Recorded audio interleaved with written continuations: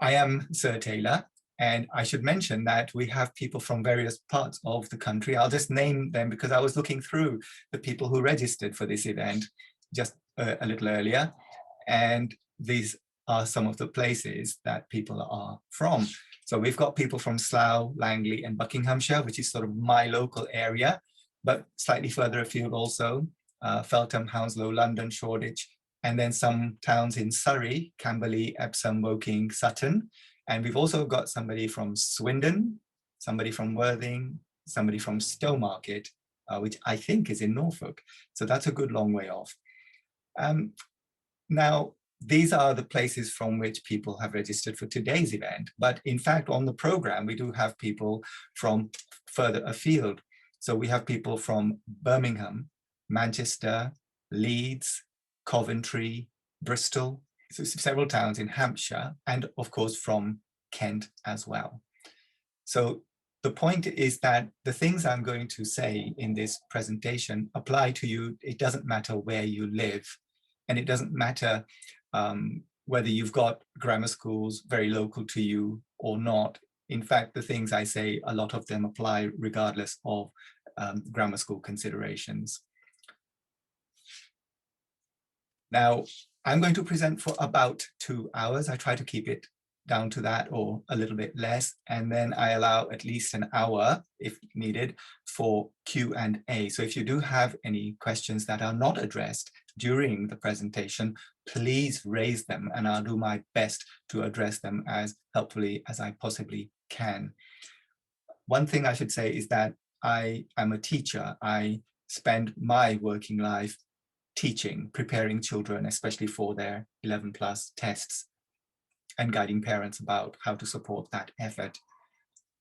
I am not an expert in admissions policies. I'm not an expert in the various grammar schools and how to choose between them, or how to do you appeal and such. Those are separate from actually teaching children what they need to learn, and that is what I do. So if you ask me about other things, I will probably not be able to give a satisfactory answer to you. I would recommend that if you possibly can, that you stay for the Q&A, because very often the questions that other parents think to ask are really useful for other parents too, and they're things that perhaps just didn't occur to you. So I would urge you to do that if you possibly can. Okay, let's get into it then. Why are you here? Well, I have my own ideas and you'll have yours, but I hope that they have something in common. You'll have various reasons and you might put it in various ways, but in essence, I hope it's because you want to do your best for your children. You want your children to be the best people that they can be. And if that's not what you're here for, then I think you've come to the wrong place, and this presentation probably won't do you a lot of good. It won't answer the questions that you do have. So this is all aimed at how can you, as the parent, do the best for your children, especially around 11+, preparing for 11+. Well, one of the messages that I sent out prior to this event is about things that you should avoid saying, 5 things to avoid saying in earshot of your child. And in fact, you're getting really good value here, because I've got more than 5 things that I thought, well, these are the kinds of things I do hear people say. Parents, I hear parents saying things like this, of course, not exactly the same wording, but that idea. 1, we're going to move house to help you get into a better school, or we are moving house. Get a good score. So I run mock exams in the tail end of the 11+ program each year, and there was one particular mother who would say this to her son when she left him for the mock exam: get a good score. And you might think, oh, well, that's just encouraging, surely. Try to be more like your older brother. Be a good girl and finish your work.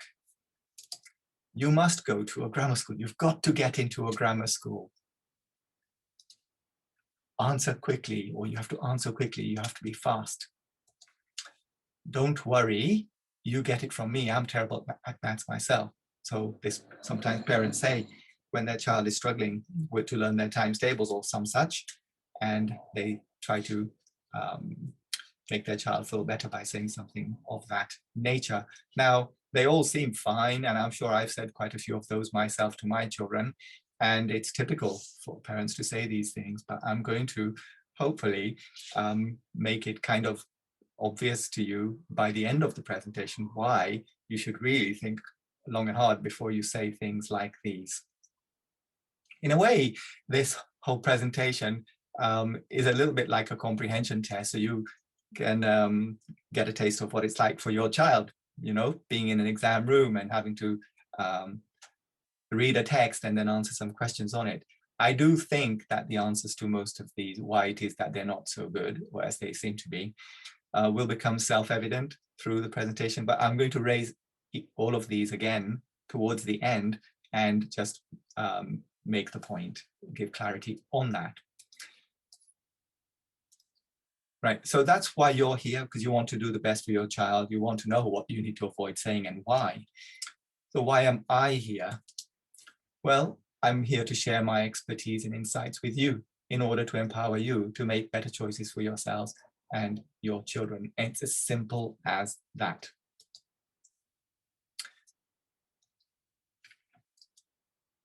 So give yourself a chance. What do I mean? I mean to say that I'm going to share my experience, insights, and some of it is counterintuitive or contrary to what you might already have kind of gathered. And because of that, because some of it is counterintuitive and some of it is contradictory to what you already think, then it might sting at first, i.e. you might not like what you hear, maybe. So I ask you to reflect on that because it's not about me or you, it is about our children. And give it some time, just to reflect on it, please. And then you'll have the opportunity to make more informed decisions and choices. Now, the very, very first thing is this. I'd like to, by the way, I didn't mention it, but I'll be using some PowerPoint slides, but within them are some video clips like this one. And all the video clips that I use are from YouTube. And so they are, if you like, public property, and they're available to anybody at any time. So here's the first of them. You are not your feelings. It's also important to remember that you are not your feelings. One of the most important things that you can learn from this book, and more importantly for life, is that you are not your feelings. Your feelings are there to give you an example of how you could react, but that doesn't mean you have to act in that way. So remember, you do not have to act on your feelings. When you understand that your feelings are just suggestions for how you could act in a situation and not what you have to do, you will become unstoppable. Short and sweet, you are not your feelings. Now, this concept that you are not your feelings itself is a very powerful thing. It's powerful for us as adults, but it's even more powerful for you, your child, for you helping your child, because very often we confuse ourselves with our feelings, and we identify with our feelings when it doesn't help us to do so. And it's quite a really useful thing to be able to detach, separate the two things, ourselves from our feelings. And very often children are not able to distinguish between the two things. And if you can help and encourage your child to make a distinction between themselves and their feelings and realize that whatever it is that they are feeling, it's fine for them to feel it, but that isn't necessarily making a decision about how they should conduct themselves. So you can feel the feeling and then put it into perspective and then decide on other criteria how to conduct yourself. So you are not your feelings. Now, since I'm going to say some things that perhaps are controversial in a small way, in a modest way, things that maybe contradict some things that you might already know or think, why should you heed me even if you don't like what I say? Well, I'm not motivated by profit, I'm motivated to educate. And actually, if you want to see the evidence of that, look at the groups that I run, the tuition that I do. We run in small groups meaning single digits. The biggest group we have is 9. that is fantastic for teaching. Small group tuition, I believe, is the best kind of tuition, especially for 11 plus. But it's really not good for profits. If I wanted to make profits, what I'd do is I'd pack in a dozen or more children into a room. And that would be great for profit, but it would be rubbish for teaching. I'm motivated to educate. So I can tell you what you actually need to know in order to be able to make good choices.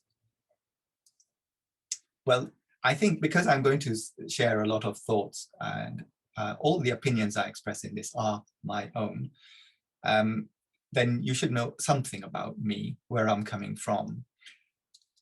My name is actually Sudhir Tailor. I was born in Kenya and went to India when I was very little, and then I immigrated to this country from India when I was 7 years old.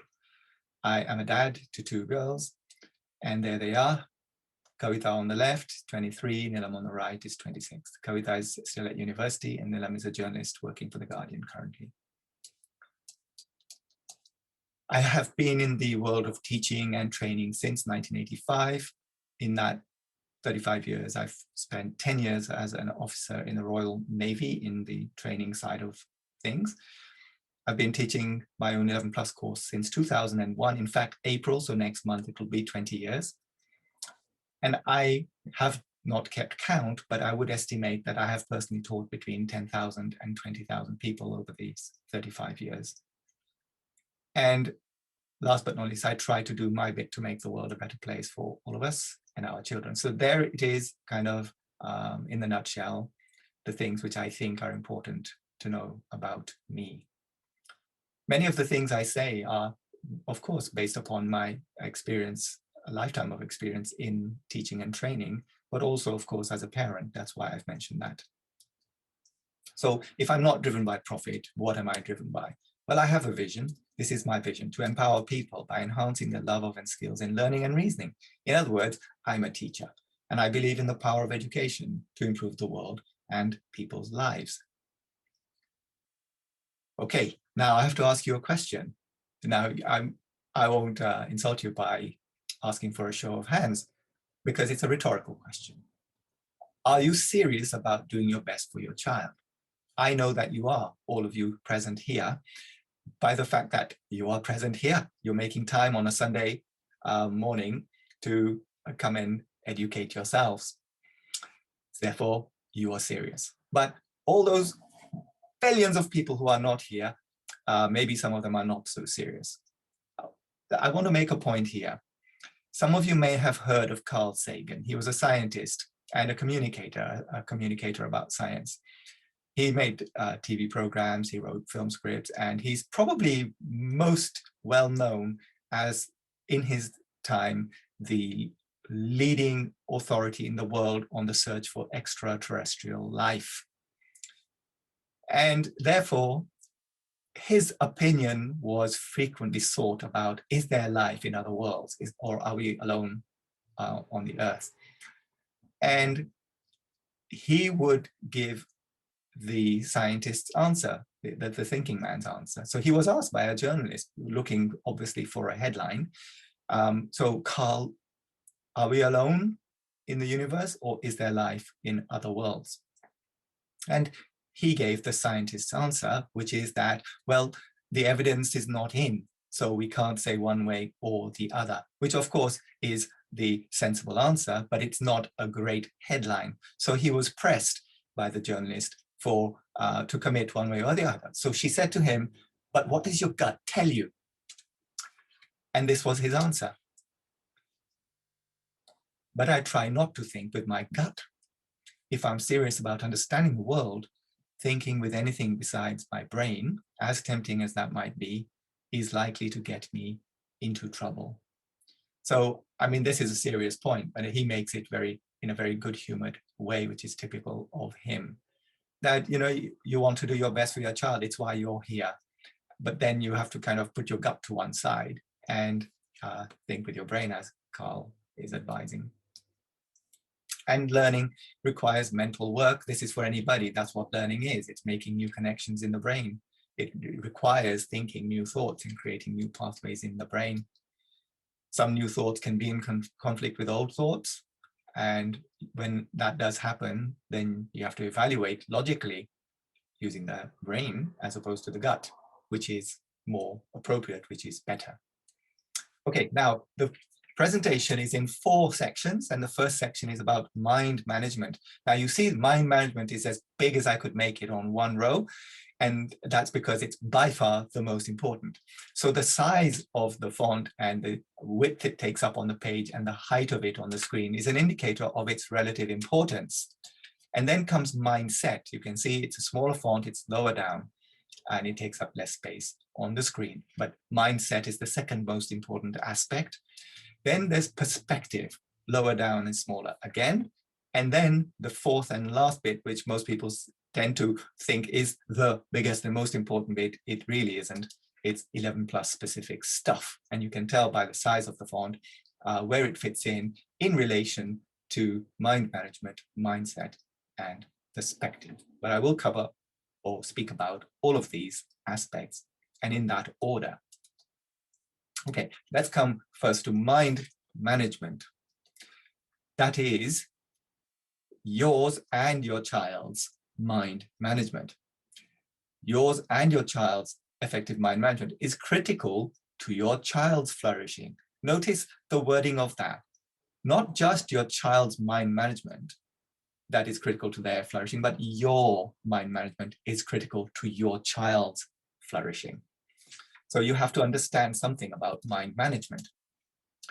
Okay, well, to try and kind of make the point, I've got a couple of questions, and it would be really good if you kind of take the trouble to answer these questions for yourself. Obviously, you're not going to share your answers with anybody, but it could be helpful to you if you do actually answer the questions to yourself. Question 1, what are some of the things that you do that you know you should not do, or things that you avoid doing that you know you should do? Now, these can be trivial things, or they can be big things. That's not my business, as it were. It's private to you. But think of something, it would be useful. Okay, so I'm going to share something about myself, something that I should do that I avoid is easy to think of. Exercise. I tend to do too little exercise, especially in lockdown and the gyms are shut and what have you. It's a bit, takes a little bit more drive to do it. So that's something I should do that I'm avoiding to some degree. And some of the things that I do that I know I should not do, well, I do watch TV almost every evening. So I'm a couch potato almost every evening, and I don't think that's necessarily a good thing to be doing. And I feel like I should cut down on that a little bit. So these are a couple of relatively small examples of things that come to my mind, and you can think of something for yourself. Okay. So you've got something in your mind. Now, next thing, slightly harder question. Why is it that you sometimes don't do what you know is the sensible thing to do? In other words, why is it that you do things that you know that they're not sensible things? Or why do you avoid doing the thing that you know is sensible? So in my case, it's, if I know that being a couch potato practically every evening is not a good thing, why do I keep doing it? And if I know that exercising daily for so many minutes would be a very good thing for me, why am I avoiding it? So ask yourself that same question. It's slightly harder than the first question. And try and come up with some answer or answers to it. Because these are all insights. Remember, this is all about mind management. Look, the point is that we know what is right, we know what is good, we know what is healthy, but we don't always do the thing that is good or right or healthy. And the question is, why not? Well, now we come to the crux of it. So who is your biggest enemy? Who is it that's forcing me to sit on the sofa almost every evening and watch TV for a couple of hours or more? Who is it that's stopping me from just going out for a walk or doing a few press-ups or sit-ups and things at home? Who is it? Well, you might be saying, well, it's obvious, it's you, it's yourself. Or you might be blaming yourself for the poor choices that you make or you think you make? Well, I'm not trying to guilt you, by the way, because I've got good news for you. You're not a terrible person. I'm not a terrible person. So don't beat yourself up. It's not you. It's not you. It's your chimp. It's your chimp that's making these poor choices. Okay. And so that's good news, you see, because it's not you. You don't need to beat yourself up. However, if you're not familiar with your chimp or you don't know what that is, then you are susceptible to it. And if you want to manage your mind better, you need to be aware of your chimp. So that's what this bit is all about. Your chimp, what is it? What is it? Well, we're not talking about the animal. We're talking about its brain. The chimp lives in your head. You may or may not know that we have common ancestors with the chimp. The chimp in the animal world is our nearest relative. You have to go back about 6 million years before we have a common ancestor. It is quite a near relation. And as a result of which, our brains have an awful lot in common with the chimpanzee brain. And it's still there in our heads, and it makes a lot of choices for us. Unfortunately for us, our chimp is not us. My chimp is not me, and your chimp is not you. Well, rather than try and explain it myself, here's a clip which gives you an introduction to the chimp. There are 3 core tenets to the book. You have a chimp and a human in your head, and they want very distinct things. Your human is a simplified representation of your prefrontal cortex and some other parts of your brain that handle long-term thinking, delayed gratification, emotion control, consideration, and ethics. You also have a chimp in your brain. This is the limbic system and all the older parts of your brain, the parts of your brain that we would have had more in common with a chimp. Steve Peters separates out these parts of the brain and says that they want completely distinct things. They have entirely different motivations. And if you don't understand this and fail to put them in their appropriate places, then you will be forever in conflict within your own mind. This book is extremely simple. It has no flowery words or high concept ideas. It's plain and simple, to the point. You've got 2 dudes in your head, a chimp and a human. They are in conflict. You need to sort out that conflict if you want to have a happy, healthy, long life. And there is great, great power in this simplicity. Anytime you find yourself being overly emotional, reactive, sad, scared, you have to realize that your chimp is acting up. Anytime you feel hurt or jealous, it is the chimp that is in control. Realize that you are not your chimp. The chimp is like a child that you must always look after and that will never grow up. It will always remain the chimp, and you must accept it as it is. Don't control and hate the chimp. Manage and love the chimp. This requires you to listen and give it what it needs. So if the chimp is frightened, you don't just go, shut up, or ignore it, or berate it, or anything like that. You don't ignore your emotions. You don't ignore what your body is telling you. Instead, you listen, and then you find the most logical, rational solution to the problem. You must be a problem solver. And if you don't find solutions that appease the chimp and make the human happy, you will be forever miserable. If you don't make the chimp happy, if you ignore it or try to trick it, then it will take over. Your chimp needs sex, it needs a tribe, it needs love and security, and it needs territory. And you have to give it these things, amongst other things, to avoid internal conflict. You must satisfy its needs, keeping check on it like you would with a small, scared child. If you do this, then it will behave. By separating out the parts of your brain and giving them identities, it allows you to distance yourself from the more base, reactive parts of your mind, and thereby love yourself more. Where once you might say, why the hell do I always get so angry over such small, silly things?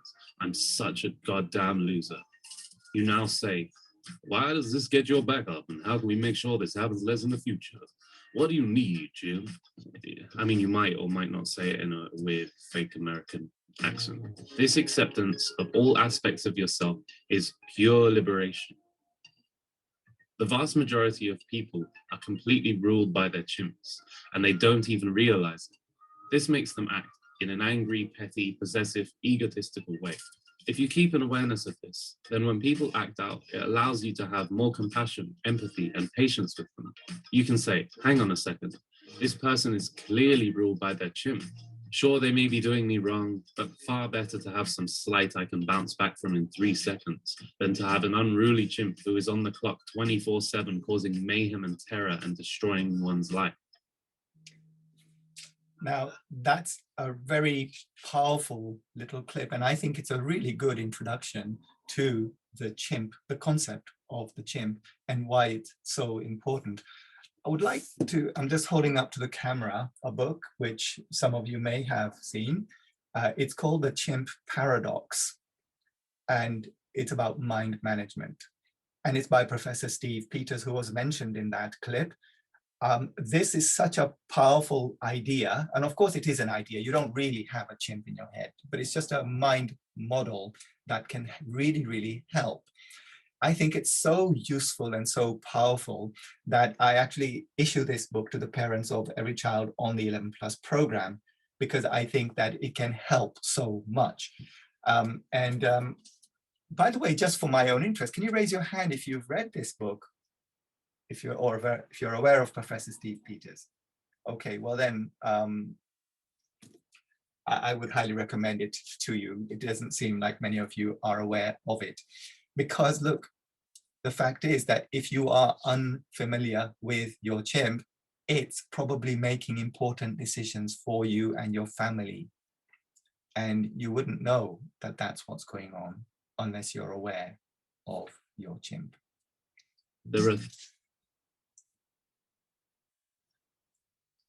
So now the thing is, you're aware that there is this chimp in your head which doesn't necessarily make decisions which are good for you and your family. But how can you tell when it's the chimp that's in charge rather than you? Well, so who's in charge, you or your chimp? Well, we like to think that the decisions we make are thoughtful, loving, intelligent decisions, reasonable decisions. And we think of ourselves like that family person, rather than this impulsive, emotion, gut-driven chimp. But actually, how can you recognize when it is that your chimp is in charge? Well, look, I've kind of summed it up in one slide for you to make it really easy. On the left is you, so green is good, and on the right is your chimp, red, not so good. So in the nutshell, let's look at the context of 11 Plus just to make it more concrete.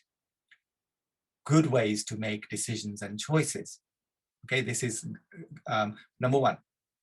If you're going to do something or not do something, or how to go about doing something, you might ask, well, why is this important? If you say it's important, then you'd ask why. And what are the facts? Which facts matter? Because these days there are endless facts about anything. And you need to know which ones are the facts that actually matter the most in your circumstance. And then you'd make your decision in a logical way. Which decision makes the best logical sense and fits in, of course, with your values. Then on the right, by contrast, if these are the thoughts going on in your head, the chimp is in charge, not just with 11 Plus decision, but any decisions that you make. One, what are others doing? How will it make me look? What will people think? What do my urges say? Or what does my gut say? So the thoughts that I just mentioned, they are signs that, oh, this is not me, this is my chimp. Okay, so it's about how you look to others. What are other people doing? What are they thinking? What does my gut say? This is chimp. This is chimp think. So it's very easy, most of the time anyway, to distinguish when it is that you're in charge and when it's your chimp in charge. And of course, we can learn this and we can teach it to our children. so they can make better choices and better decisions. Okay, now let's think about goals. Most of us have goals. Something may come to your mind, something trivial, something big, but think of something that is a goal that you have. Now, the goal I tend to share is the goal of perhaps being a little lighter, not hugely lighter, but just a modest amount. So let's say I set myself the target of losing half a stone over the next 4 months, which seems like a very modest and achievable target. Okay, so please think of something. Can you raise your hand when you've thought of a goal that you have? A goal that you have. Just think of something. It can be trivial, it can be big. Thank you. Please, yeah, go ahead. Some of you have already thought of something. It's useful if you bring something to mind, because then what I tell you makes more sense. And I'm not going to ask you what your goal is, because again, that's personal, that's private. Okay, all right, so that's great. Thank you very much. I'm going to lower all hands now. Right, so you've thought of a goal. I've mentioned mine, to lose half a stone in the next 4 months. Now,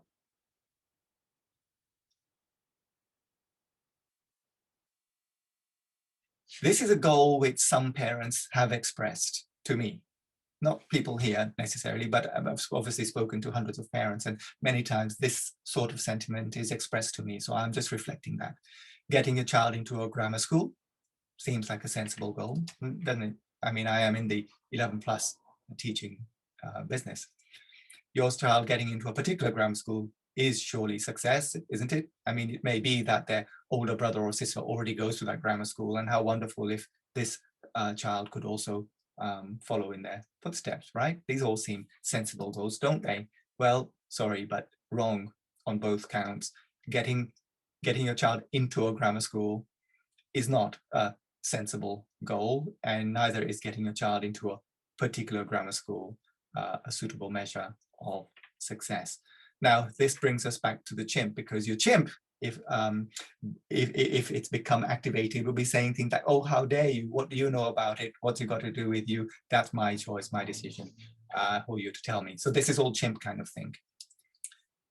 Whereas the human is thinking, oh, I wonder where he's going with that. I wonder why he's saying that. How intriguing, right? So there's straight away a difference between human and chimp think. Now, you see on the screen, it says Rosie. That's a reminder to me to tell you the anecdote about Rosie.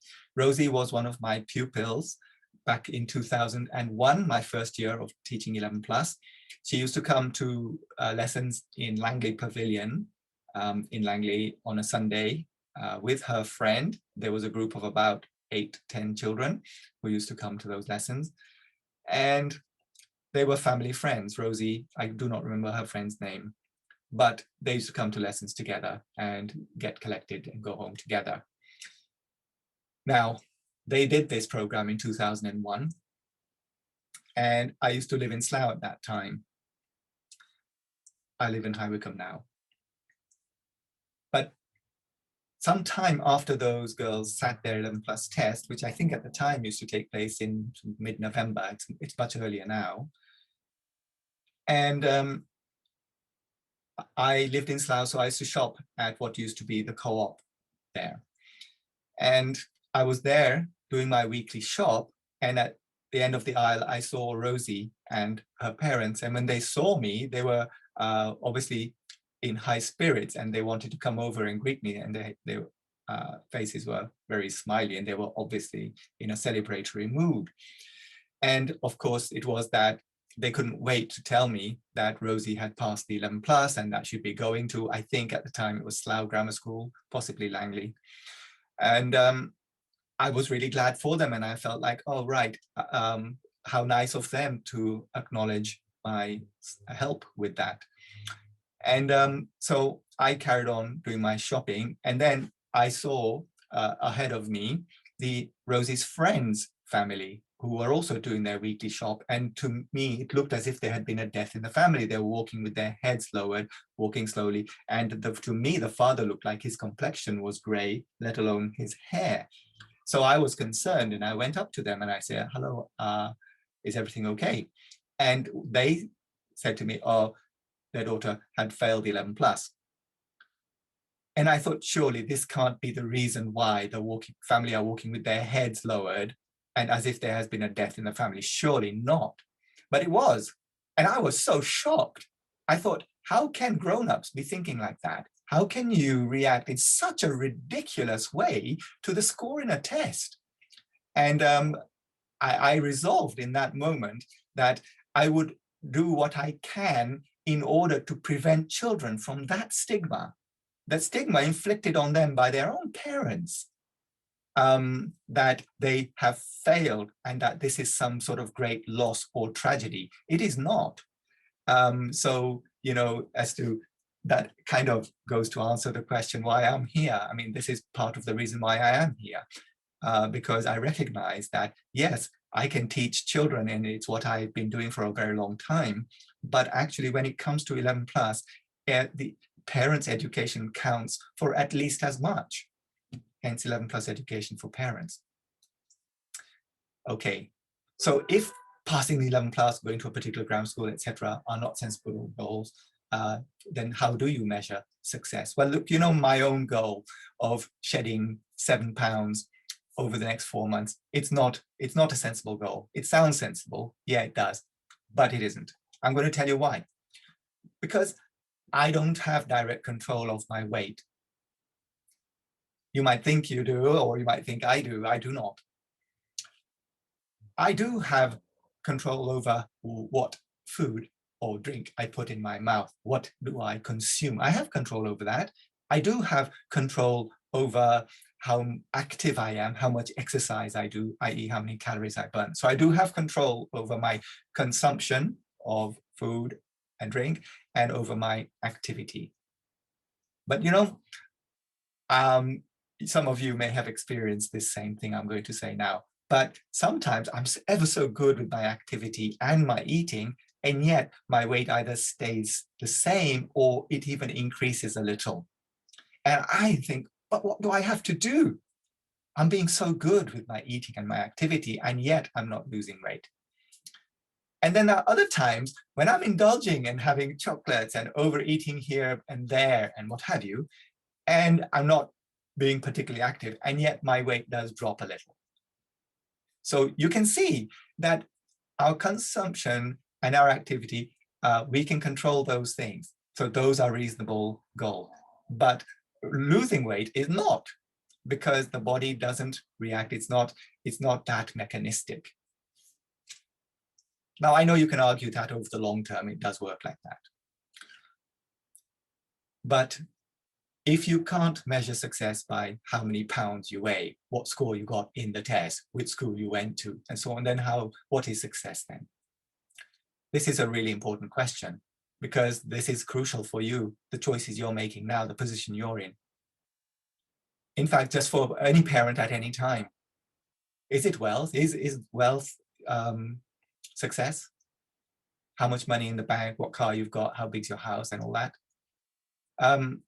Well, a wise man once said, your health is your real wealth.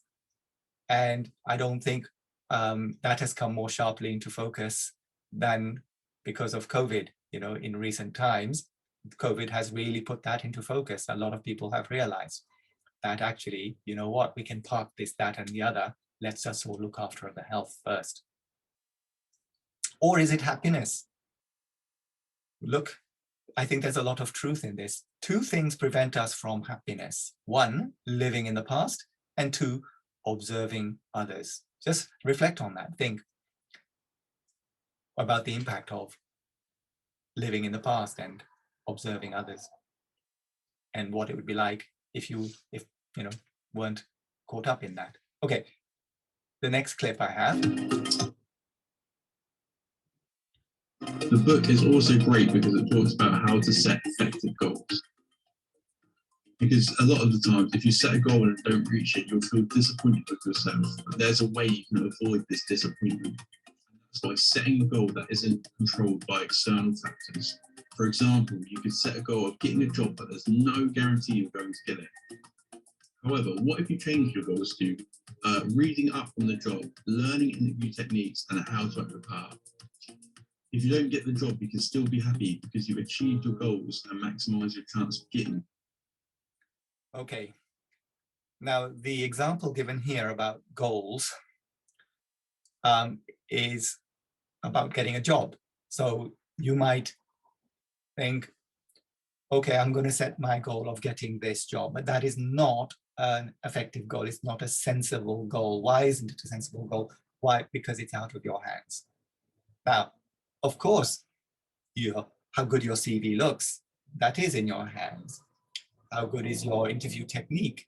Yes, you can train up on that. How much do you know about the company that you're applying for a job with? Sure, you can buff up on all of that too. You can, have the smartest, most business-like, professional-looking appearance, clothing, and all that. All of that, yes, you can control all of that.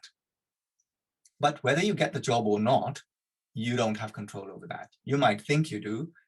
Sorry to disappoint you, but if you really, really think that you are in control of whether you get the job, then you are deluded.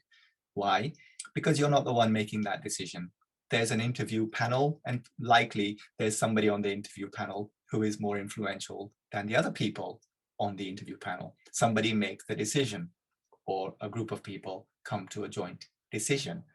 And that decision isn't in your control. You may give a super interview, you may have a fantastic CV, and on paper, you might be by far the strongest candidate. By the way, you don't know who else is applying for the job.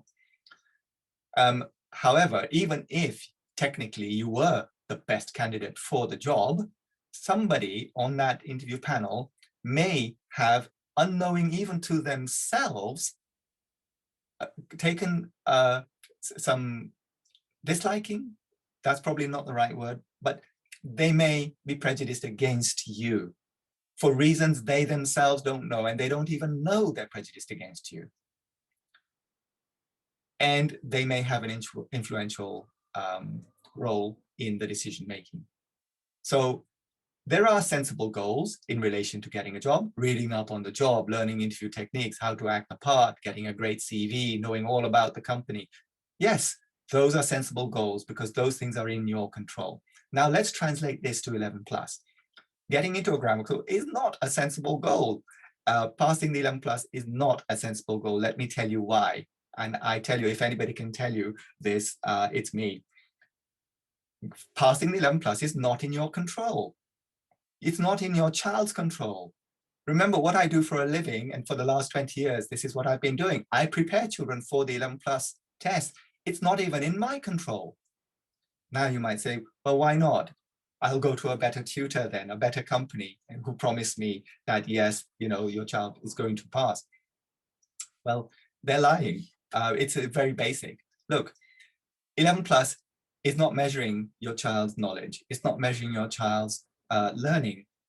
It's measuring your child's performance on the day of the test. That is all. It's not measuring anything else except your child's performance on the day of the test. No matter how well your child has prepared, how intelligent they are, what fantastic tutor they had, what wonderful resources they used, they may not perform to their capabilities on the day of the exam. And I'm going to tell you, there are a million different reasons why. I'll mention a couple of them. One, what I do is I prepare children for 11 plus. Now, part of that is teaching them mental arithmetic skills. So my mental arithmetic skills, I have to keep them sharp. And of course, I'm testing children's arithmetic and stretching them during lessons. So my mental arithmetic is sharp. But there are times when, for reasons I cannot account, I just have difficulty remembering my times tables. And I've come to learn over the years that when that happens, it's either because I didn't get enough quality sleep the night before, or because I'm getting ill or I'm about to get a little bit of a sniffle. Now, these things can happen to anybody. Just not having a good quality sleep the night before drastically affects one's ability to focus. When you're getting ever so slightly ill and you don't even see any other symptoms, no runny nose, no sore throat, no obvious temperature increase, then that your focus may still be quite dramatically affected without you even knowing that you're getting slightly ill. These are just a couple of very simple things. I've got another one. Sometimes the parents undermine their child without meaning to.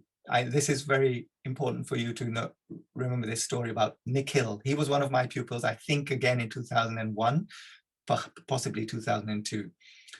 He was very capable pupil and he was doing very well in his school. He basically took the 11 plus course in his stride, and everybody expected that he would just sail through the 11 plus. And he did aspire, I remember, to going into medicine. And he sat his 11 plus, and to my surprise, he got 110 when the pass mark was 111. And I was thinking, why would that be? And his mum told me sometime after that it was her fault. And I thought, oh, how interesting. She said that on the morning of the exam, on the way to the exam, she had said to Nikhil, look, son, just do your best. And as a treat, we'll go to Thorpe Park after we pick you up from the test. This is what she said to him. And of course, she was trying to motivate him and comfort him. But it backfired because him being a 10-year-old boy, he was so excited about going to Thorpe Park that during the exam, that's where his mind was. And I think it's quite remarkable that he got 110 under the circumstances. He missed by only 1 mark. So look, that is an example of something that we as parents do, and I'm as guilty as anybody, things that we say in order to try to help and support our children, which end up undermining them. That's an example of it. That wasn't even on my list. But you know, it's one of a million things you can say that has the opposite effect of what we intended to have. So I'm simply trying to explain to you why it is that passing the 11 plus is not in your control, your child's control, my control, anybody's control. Because there are a million things that can happen which are out of your control that can affect your child's performance on the day of the test quite dramatically. So what is a sensible goal in relation to 11 plus? Well, how about learn as much as you can? I mean, isn't that what 11 plus is supposedly testing? It's what skills and knowledge your child has, and the skills and knowledge that your child has are learned and can be improved by learning. So learn as much as you can of the right things, the things which are being tested in 11 plus. That's a sensible goal. Take every opportunity to learn. Passing, getting particular scores, going to a particular school, those are not sensible goals because they're not in your control or your child's. So this is about sensible goals.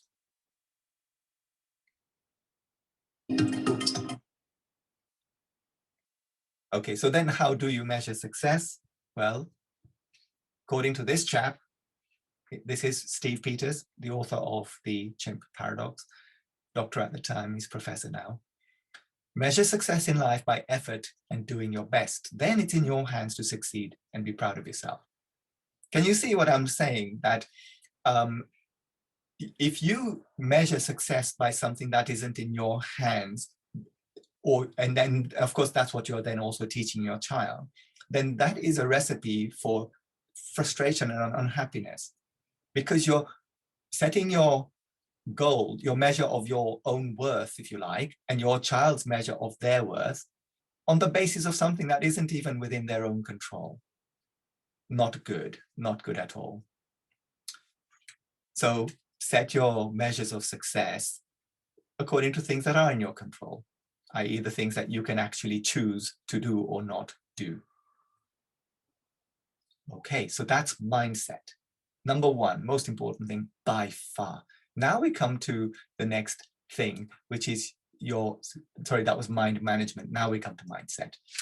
Your mindset can help or hinder you in striving towards your potential and your child in striving towards their potential. So again, notice it's not just your child's mindset, it's your mindset can dramatically help or hinder your child from flourishing.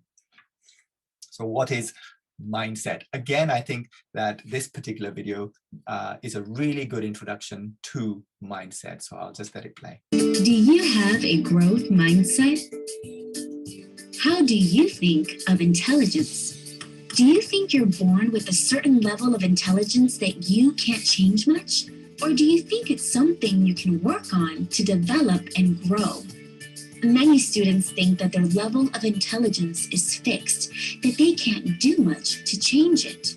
This can lead them to feeling that they just aren't smart enough to succeed, especially when courses get more challenging. But what if you knew that no matter who you are, through effort and effective strategies, you can develop your level of intelligence? According to Stanford University psychologist Carol Dweck, how we think about our brains actually affects how well we learn. Dweck says that people generally think with one of two different mindsets, a fixed mindset or a growth mindset. People with a fixed mindset believe that their intelligence is fixed at birth and they can't do much to change it. People with a growth mindset believe that their talents, abilities, and intelligence can be developed in different ways. And you may feel like you have a fixed mindset in some ways and a growth mindset in others. For example, you may think with a fixed mindset that you're just not a math person, but you may adopt a growth mindset with writing, music, sports, or another discipline. In fact, scientists who study the brain have found that the brain is like a muscle. It changes and grows in response to what we do. The harder we work using helpful strategies and the more challenges we face, the stronger and smarter the brain becomes. This is because the brain is made up of cells called neurons, which are connected to each other. As we learn, the number of connections between our neurons also grows. As we continue to exercise our brains, the connections between our neurons grow as well. These new and stronger connections help to make us smarter. Scientists call this concept neuroplasticity. Research shows that students who adopt a growth mindset, who believe that their brains can grow and develop through effort and challenges, actually do better in school. For these students, the goal is not to prove what they already know, but rather to learn and grow. Students with a growth mindset view challenges and mistakes not as proof that they aren't smart enough, but as opportunities to become smarter. The good news is that you can develop a growth mindset. You've taken the first step by learning about some of the science that shows you can grow your brain. The next step is to consider your mindset. If you have some areas in which you think you aren't smart, challenge yourself to learn and grow. Why should you bother? Because if you learn to develop your mindset, you'll persist longer with problems. You'll take on harder challenges and stretch your mental muscle more. You won't be as affected by setbacks, and in the end, you'll learn more. And the effects of changing your mindset can stick with you for years, since you're training your brain to think in a new way.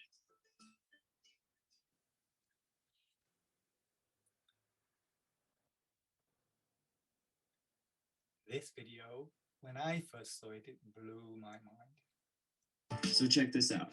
Carol Dweck and her colleagues wanted to look into the impacts that praise had on children's development. So what they did is they took over 400 fifth grade students from all across the nation, and they did a really simple yet interesting study. Here's how it went down. They gave all the kids a really easy nonverbal IQ test. There were 10 questions, and at the end of the test, they praised all the children in one of two ways. The first group was praised for their intelligence. So they said, wow, great job. You must be really smart at this. Now the second group was praised for their effort. So they said, wow, great job. You must have worked really hard at this. Now this is a really subtle difference, but the impact it had is incredible. So after praising the kids and getting them divided up into the two groups, they gave them all an option for their next test. The first option was, hey, this next test is going to be a little bit harder, but it's going to be a great opportunity to learn and grow. Now, the second option was, this next test will be similar to the first, and you will surely do well on it. Now, the interesting thing is, out of the group that was praised for their intelligence, 67% of them chose the easier option, while 92% of the kids who were praised for their effort chose the harder test. This is unbelievable to think about, how just the subtle difference in the way that they were praised had such an impact. Carol Dweck explains why this happens. Child or adult hears, oh, you think I'm brilliant and talented. That's why you admire me. That's why you value me. I better not do anything that will disprove this evaluation. As a result, they enter a fixed mindset, they play it safe in the future, and they limit the growth of their talents. Whereas focusing on the strategies they use, the way they're stretching themselves and taking on hard tasks, the intense practice they're doing, those are the kinds of things that say to a child or an older athlete, it's about the process of growth. As a result, they don't feel, oh, if I make a mistake, you won't think I'm talented. They think, oh, if I don't take on hard things and stick to them, I'm not going to grow. Next, Dweck and her colleagues gave all the kids a really, really difficult test. It was one that they would surely fail, but they wanted to look at how the different kids attacked this challenge. Dweck noticed that the group that was praised for effort worked harder, longer, and actually enjoyed this test more than the group that was praised for their intelligence. This group got really frustrated with this test and had the tendency to give up early.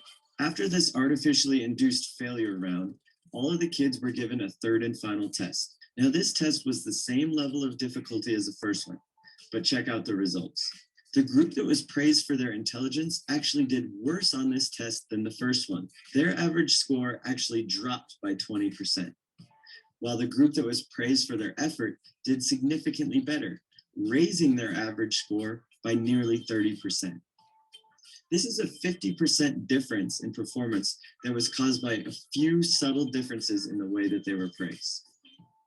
This study shows how praise can either make or break a child's development. I mean, we all do it. We all want to be positive with the children we work with. So teachers, coaches, parents are always looking for ways to support their kids and tend to praise them quite a bit. So we need to look at research like this and realize, okay, praise is a good thing and there's nothing wrong with being positive, but we need to be very careful about praising someone's intelligence or abilities and focus more on the process and the effort that they put. Now, actually, the way in which the children were praised during this research was so subtle. There is a video on YouTube showing them actually conducting these tests. And it was just the way they described it, just really subtle. But it made a difference of 50% in the second test, which was the same as the second. So what a powerful effect that has on a child. And if you think, then if something as subtle as that had such a powerful effect on those children's learning, what about the things that you say to your child or in front of your child, in earshot of your child? Of course, they have a huge impact.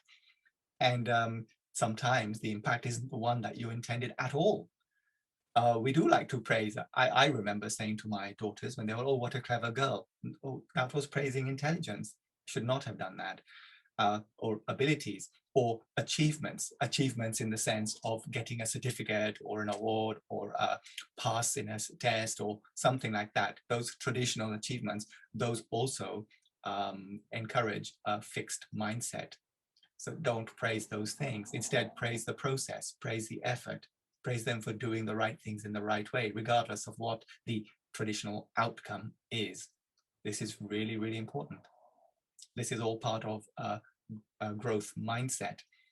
So when it comes to children's learning and potential to flourish in life and in education, number one was mind management by far. because once the chimp is in charge, then that makes it almost impossible to flourish. And after that, it's mindset. Now, because the idea of mindset is so important, and it's now been embraced by all educational establishments that I know of, certainly schools, government ones, it's such an important concept that I also issued this book. This is the book in the video, and it's authored by Carol Dweck, who spoke in that video clip introducing mindset. So this book, Mindset, is so important for parents to be aware of that I issue it to the parents of all children on the 11+ program. So Mind Management, The Chimp Paradox, and Mindset by Carol Dweck. So these two books are part of education for parents, so that parents are empowered to actually do things in a way that supports their children's learning.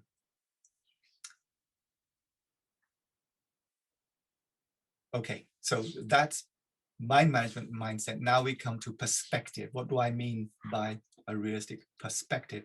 A realistic perspective on your part allows you to apply your energies where they really count for your child. Now, many times I hear parents with a really unrealistic perspective, and this is why I want to try and give clarity on this thing. Right, I've got a question. Okay, now I'd like to see some audience participation, so I'm going to ask you to raise your hand. Okay, you're not going to share anything, you're just going to raise your hand. Who's your greatest teacher? Go on, put your hand up if somebody's come to mind. Who comes to mind? I've got somebody in my mind. Think of somebody who comes to mind when you hear this question. Instinct, what's your first thought? Who's your greatest teacher? Go on, raise your hand. Some of you haven't raised your hand yet. Thank you. Some more? All right. Have a think, who comes to mind? I mean, I'm not going to ask you, okay, it's your own thought, but you know, somebody should come to mind and it's useful. Thank you very much. Okay, now I'm going to lower hands. And ask this question. What knowledge, beliefs, and abilities were you born with? Now, obviously you won't remember that far back, but you've seen your children being born and you see what knowledge, beliefs, and abilities they were born with, and you can assume that you were born likewise. I think we all know that our children actually know nothing. We are born knowing nothing. We have no beliefs. We have very few abilities, the ability to cry, the ability to fill our nappies, the ability to wriggle around and get attention. Beyond that, the most important ability we're born with, which is innate to us, is the ability to learn. So this is it. This is how we are born.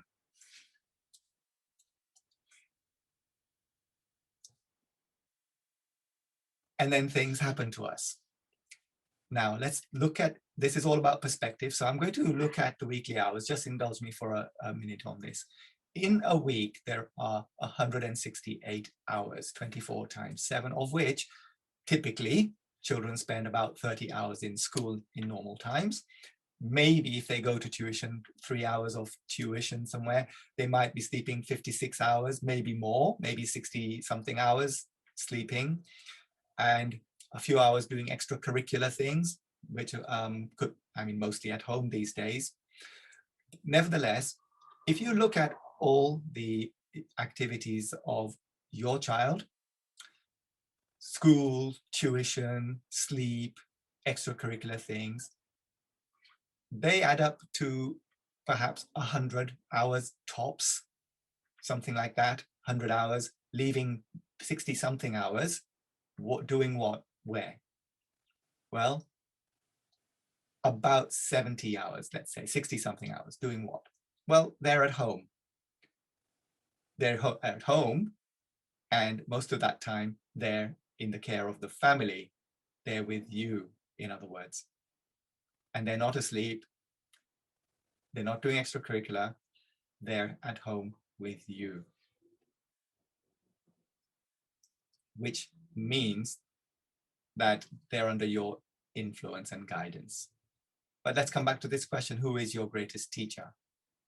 Well, the answer that I would suggest is each of us is our own greatest teacher. And that goes for your 10-year-old child too.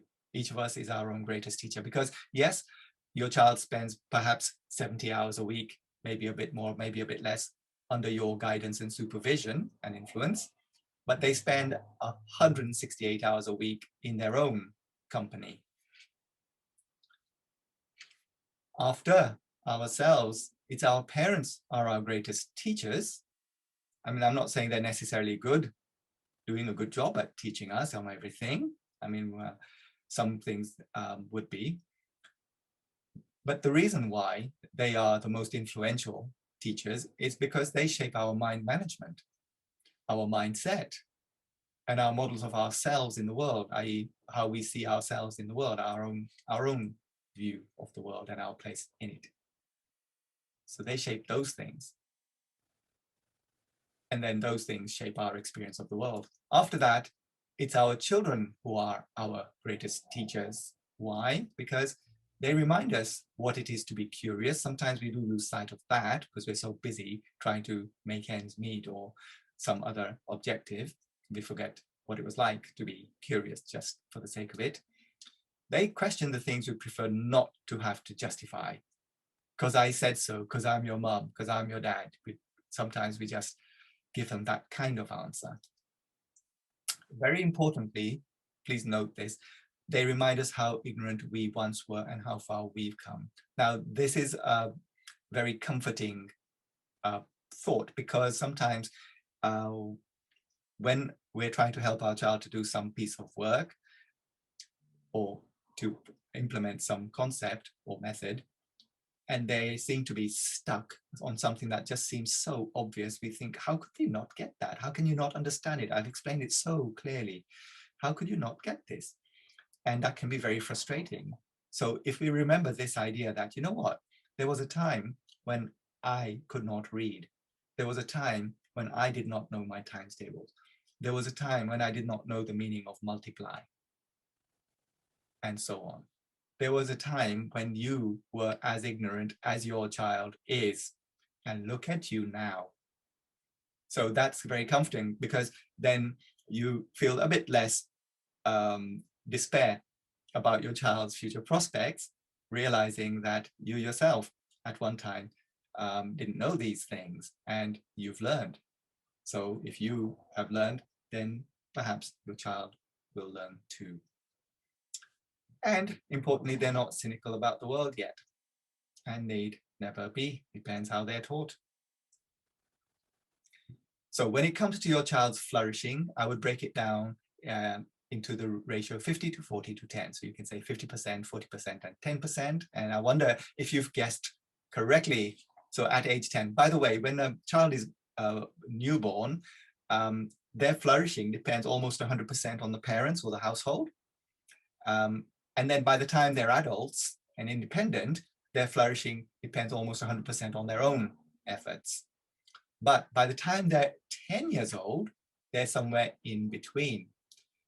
I would say that by the time when they're 10, which is the age children, most children are when they sit the 11+ test, 50% is in the hands of the child themselves, 50% of the responsibility, the power over their flourishing. I would say 40% is in the child, at the hands of you, mom and dad, the home, the household. And 10% is the rest of the world, including wider community, schooling, tuition, and so on. So look at that. A whopping 90% is in the hands of your child and you. And 10% is the rest of the world, of which a small proportion would be school, and an even smaller proportion would be tuition. Now, many parents get this upside down, and they, in their own minds and in their child's mind, they exaggerate the importance of the school or the tuition. And they speak of it as if that's the 90%. And in fact, it is not. School and tuition together might be a few percent, maybe 3 or 4%. They may have about 3 or 4% of the influence, the power over your child's flourishing. And this is what I'm talking about when I say a healthy perspective. I'm not saying that grammar schools are not good and that schools don't make a difference. I'm just saying that the difference they make is tiny compared to the difference you make and that your child themselves make. In short, neither the academic flourishing of your child nor their flourishing as a person relies on which school or which university they go to. Now, when you don't have this healthy perspective, what happens is that it becomes all about the 11 plus, and then it becomes all about the school, and then it becomes all about the GCSEs, and then it becomes all about the A levels. They still call A levels even. And then it becomes all about which university they get to, and then which company they go to work for, etc., etc., etc. And instead of being about your child's flourishing, it becomes about the school, the teacher, the tutor, the university, the postcode they live in, who is their employer, and all of that. So keep it about your child's flourishing. That's what we're here for. Now, pay and absolve. Pay and absolve, I do that sometimes. I'm not a motor mechanic, and I'm not interested in motor mechanics. In fact, I got rid of my car recently because I'm not going anywhere during lockdown.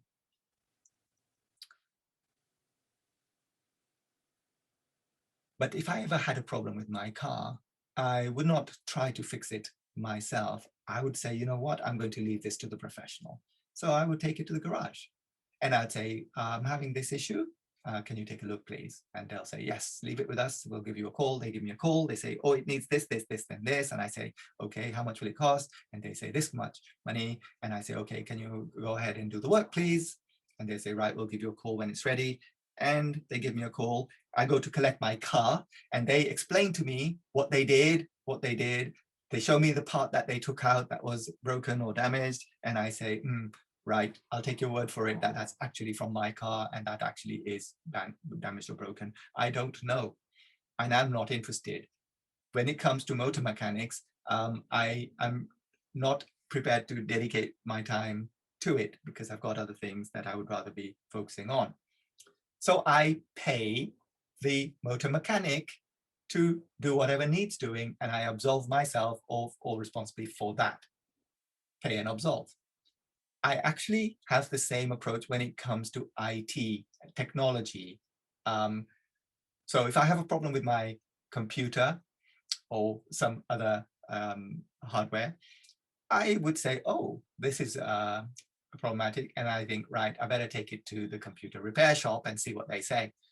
And that's exactly what I do. And again, the same thing. If they say, oh, it needs this, it needs that, or this needs replacing, or you need this software, what have you, I say, okay, go ahead and do it, please. And then my computer works fine. I'm happy. I pay them to do it and I absolve myself. Well, here's the thing. You cannot do that with your primary child's education, your primary school child. You cannot leave your primary school child with a tutor and leave them to it, or a school for that matter, because at this age, the overlap between parenting and teaching is too great. It's not like leaving your car to somebody else or your computer to somebody else. You can't pay and absolve when it comes to that. You have to be involved. You have to be involved. And your own involvement is actually a wonderful thing for you and for your child. So it's not something you should resent. It's something I would suggest that you should embrace because it can help to actually improve the relationship between you and your child. And your child wants nothing more than your effort and your time. So they would really appreciate it too. It's not the same as leaving your car at a garage or your computer at a repair shop. Okay, so I know you want the best for your child. The best for your child? Well, then don't compare them. You know, don't say, oh, look, you're doing so much better than your classmate. Or when your sister was your age, she was doing so much better. Don't do that. Don't say when I was your age, I was already doing this and I already knew my times tables up to 50. Don't do that. Don't compare.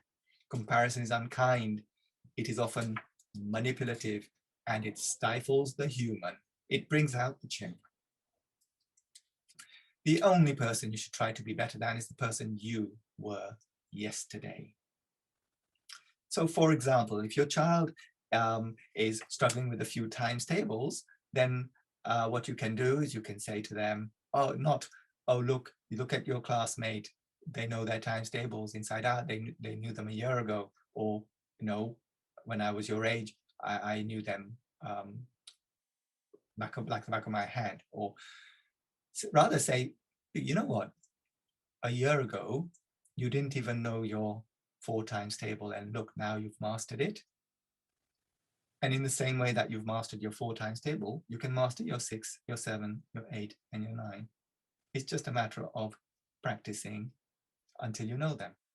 So keep at it. So compare them to themselves. At a younger age, they had less knowledge and fewer skills. And then you can remind them of that and say, and look how far you've come. And you can go further. You just need to keep learning. So do not compare. If you want the best for your child, don't compare them to anybody. You might be thinking, but what if the comparison is favorable? No, because it's the same mistake. Isn't your child a worthy human being in their own right, rather than in relation to another person? Of course they are. And if you compare them, you're actually teaching them the opposite lesson, that they're only worthy by comparison with another person. Don't compare. So you want the best for your child. Okay, now raise your hand if you're a doctor. No hands. Usually we have 1 or 2 doctors. Maybe you're a doctor and you just don't want to say so. Okay, what if is your spouse a doctor? Has anybody here got a spouse who's a doctor? Okay, nobody? Are you actually there? Can you raise your hand if you can hear me? Raise your hand if you can hear me. Oh, good. Whew. For a moment there, I thought I had been talking to myself. All right, you can hear me. All right, so I'm now going to lower all hands and then ask again then, is there anybody here who is a doctor or who is married to a doctor? All right, we've got none today, none today. We usually do have a few. This is what I want to say. I'm a great admirer of the profession, the medical profession, everybody within the medical profession. And I mean, in normal times, let alone now, in COVID times.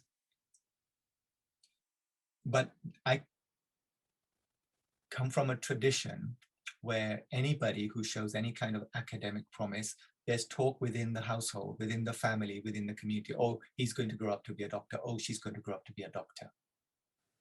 So this is a thing. I mean, in many parts of the world, I know this is a thing, and it was in the tradition in which I was raised, that a child who shows academic promise, there's talk from a very early age that, oh, it's going to grow up to be a doctor. That's a kind of tradition. I wondered, can you raise your hand if you are also from a sort of a tradition or a community where that is a thing, where a child showing academic promise, there's talk from an early age that, oh, they're going to grow up to be a doctor, right? It's very commonplace, especially in the sort of Indian subcontinent and so on. It is a thing. You may be aware of it. Okay, thank you. I'm going to again lower hands. So it is a very commonplace thing. It is problematic because not everybody is cut out to be a doctor. Because being a doctor requires more than academic ability. Just like any other profession. I mean, being a teacher requires more than knowledge and academic ability. And not everybody's cut out to be a teacher. You yourself might be able to recall a teacher you had at school who really should not have been a teacher. Most of us can. And there are people who are doctors who really should not be doctors. You can tell something by their bedside manner, whether they're cut out for that profession or not. The point is, not everybody is. So when you talk about doing the best for your child, the best for your child depends on who your child is. Being a doctor may not be best for your child. Being a teacher may not be the best thing for your child. Being a lawyer may not be the best thing for your child. Being an architect may not be the best thing for your child. It depends what their interests are, what it is they're good at, what it is that really captures their interest, what they're passionate about, what are they into. You have to know that before you plant the seed in their head, before they're really able to know anything much about themselves. You plant the seed that they're going to grow up to be a doctor, and then they'll say the same thing. So you have to know and respect your child's own aptitudes and natural inclinations and value them for who they are. Look, this is this very gaudy slide. No apologies for it, because it's the single most important thing I'm telling you here today. That's why it's like that. And it's a long sentence. So I've broken it down a little bit. I'm going to explain it to you because as I repeat, this is the most important thing I'm going to tell you today. Your child's desire to please you. Now you might think your child doesn't have a desire to please you. Wrong. They do. They don't always show it. It's not always obvious, but they do. Your child's desire to please you can mislead you into believing that they want for themselves what you want for them. So if the talk has been around them that they're going to grow up to be a doctor, for example, they're going to say they want to be a doctor. And then you're going to say, oh, look, it's not me, it's them. They themselves want to be a doctor. But you see, it's misleading you. So your child's desire to please you can mislead you into believing that they want what you want for them, causing you to make choices that undermine their flourishing as human beings. And that's what happens when you plant a seed in them before they even really know themselves, or before you really know their interests and their passions. Watch out. Be wary of wishing your child or trying to turn them into someone they are not. You cannot do that without stifling your child's true self. So if you want the best for your child, remember this. Now, it might be that grammar school is actually good for your child. Can I just point out they're actually really horrible places for most children? To be precise, they are horrible places for 3/4 of all children. And they are suitable places for 1 child in 4. Who are grammar schools suited to? The expectations and workload in a grammar school are appropriate for children who have high academic potential. How high, I hear you ask. Grammar schools suit the learning needs of about the top 25 most academic children. For other children, grammar schools are likely to be overwhelming and damaging. Now, let me explain why that is, because many of the parents that I meet and speak to and who put their children through 11+ don't understand this. Grammar schools use the 11+ test in order to select children who they believe to be the top 25% most academic children. So they're creaming off the most academic children, and they're using this test, the 11+ test, to do it. Now, when the children go to a grammar school, of course, the academic expectations are high. The workload is great. The learning rate is great. For a child who is not naturally academic, but somehow gets into a grammar school, what's going to happen? They're going to be in a grammar school, whoopee, but they're going to be bottom of their class in almost every subject all the way through the rest of their childhood. That's what's going to happen. Now think, what does that do to a child? They're either at the very bottom or they're in the last 2 or 3 every time, all the time, every subject for the rest of their childhood. If you think that's good for your child, then I ask you to rethink that, because it is not. That's going to destroy their self-esteem. So that's why I said grammar school is a terrible place for 3 children out of 4.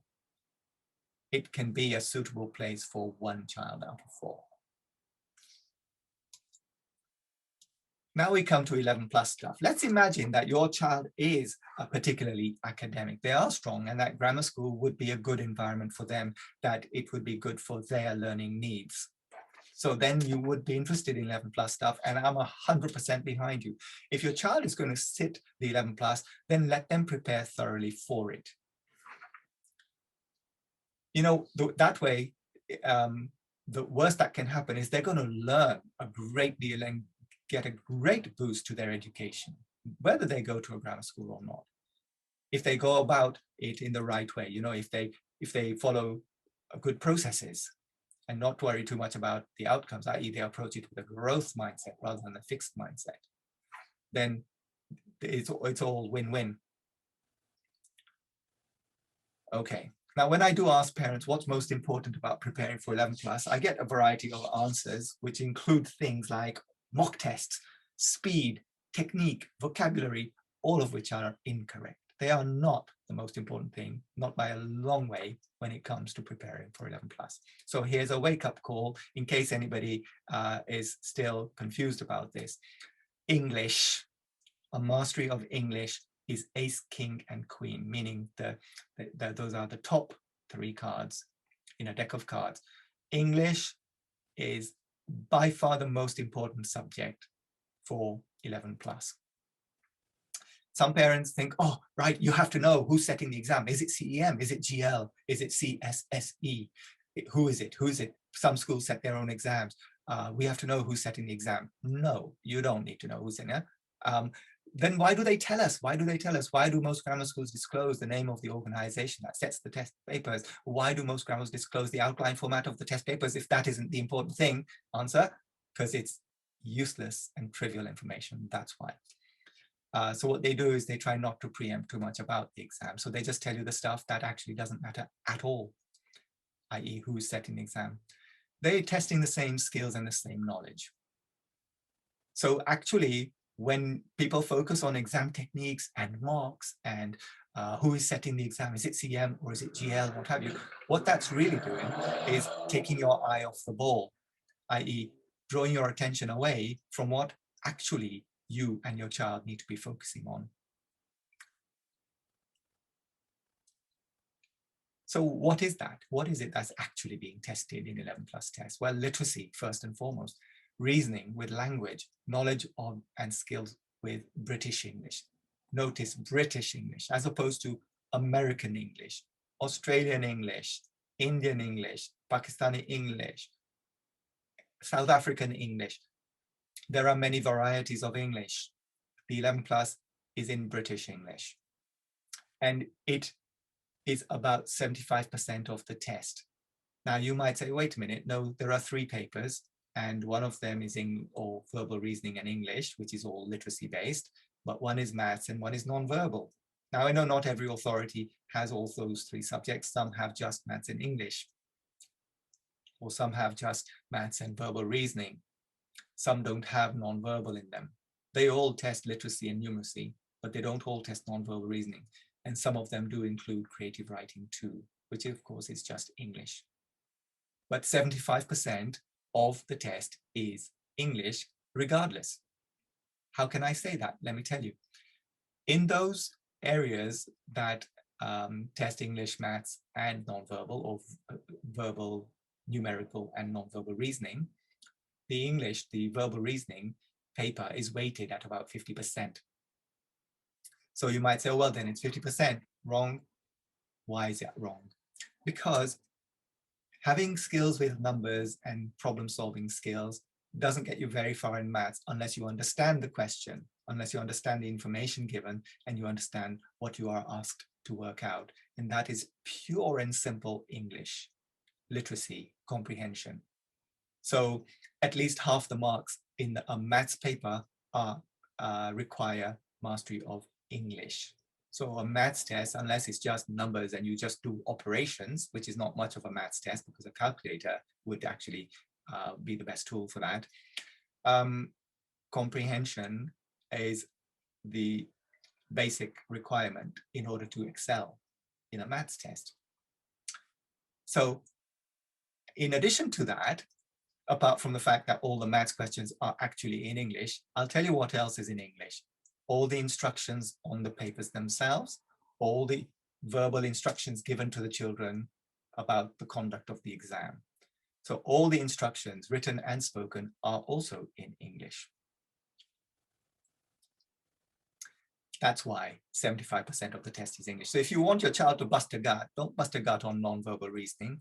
Don't bust a gut on spelling, though that's part of literacy. Don't bust a gut on exam techniques, though they are necessary. All of these things are necessary, but I'm just saying, keep it in proportion.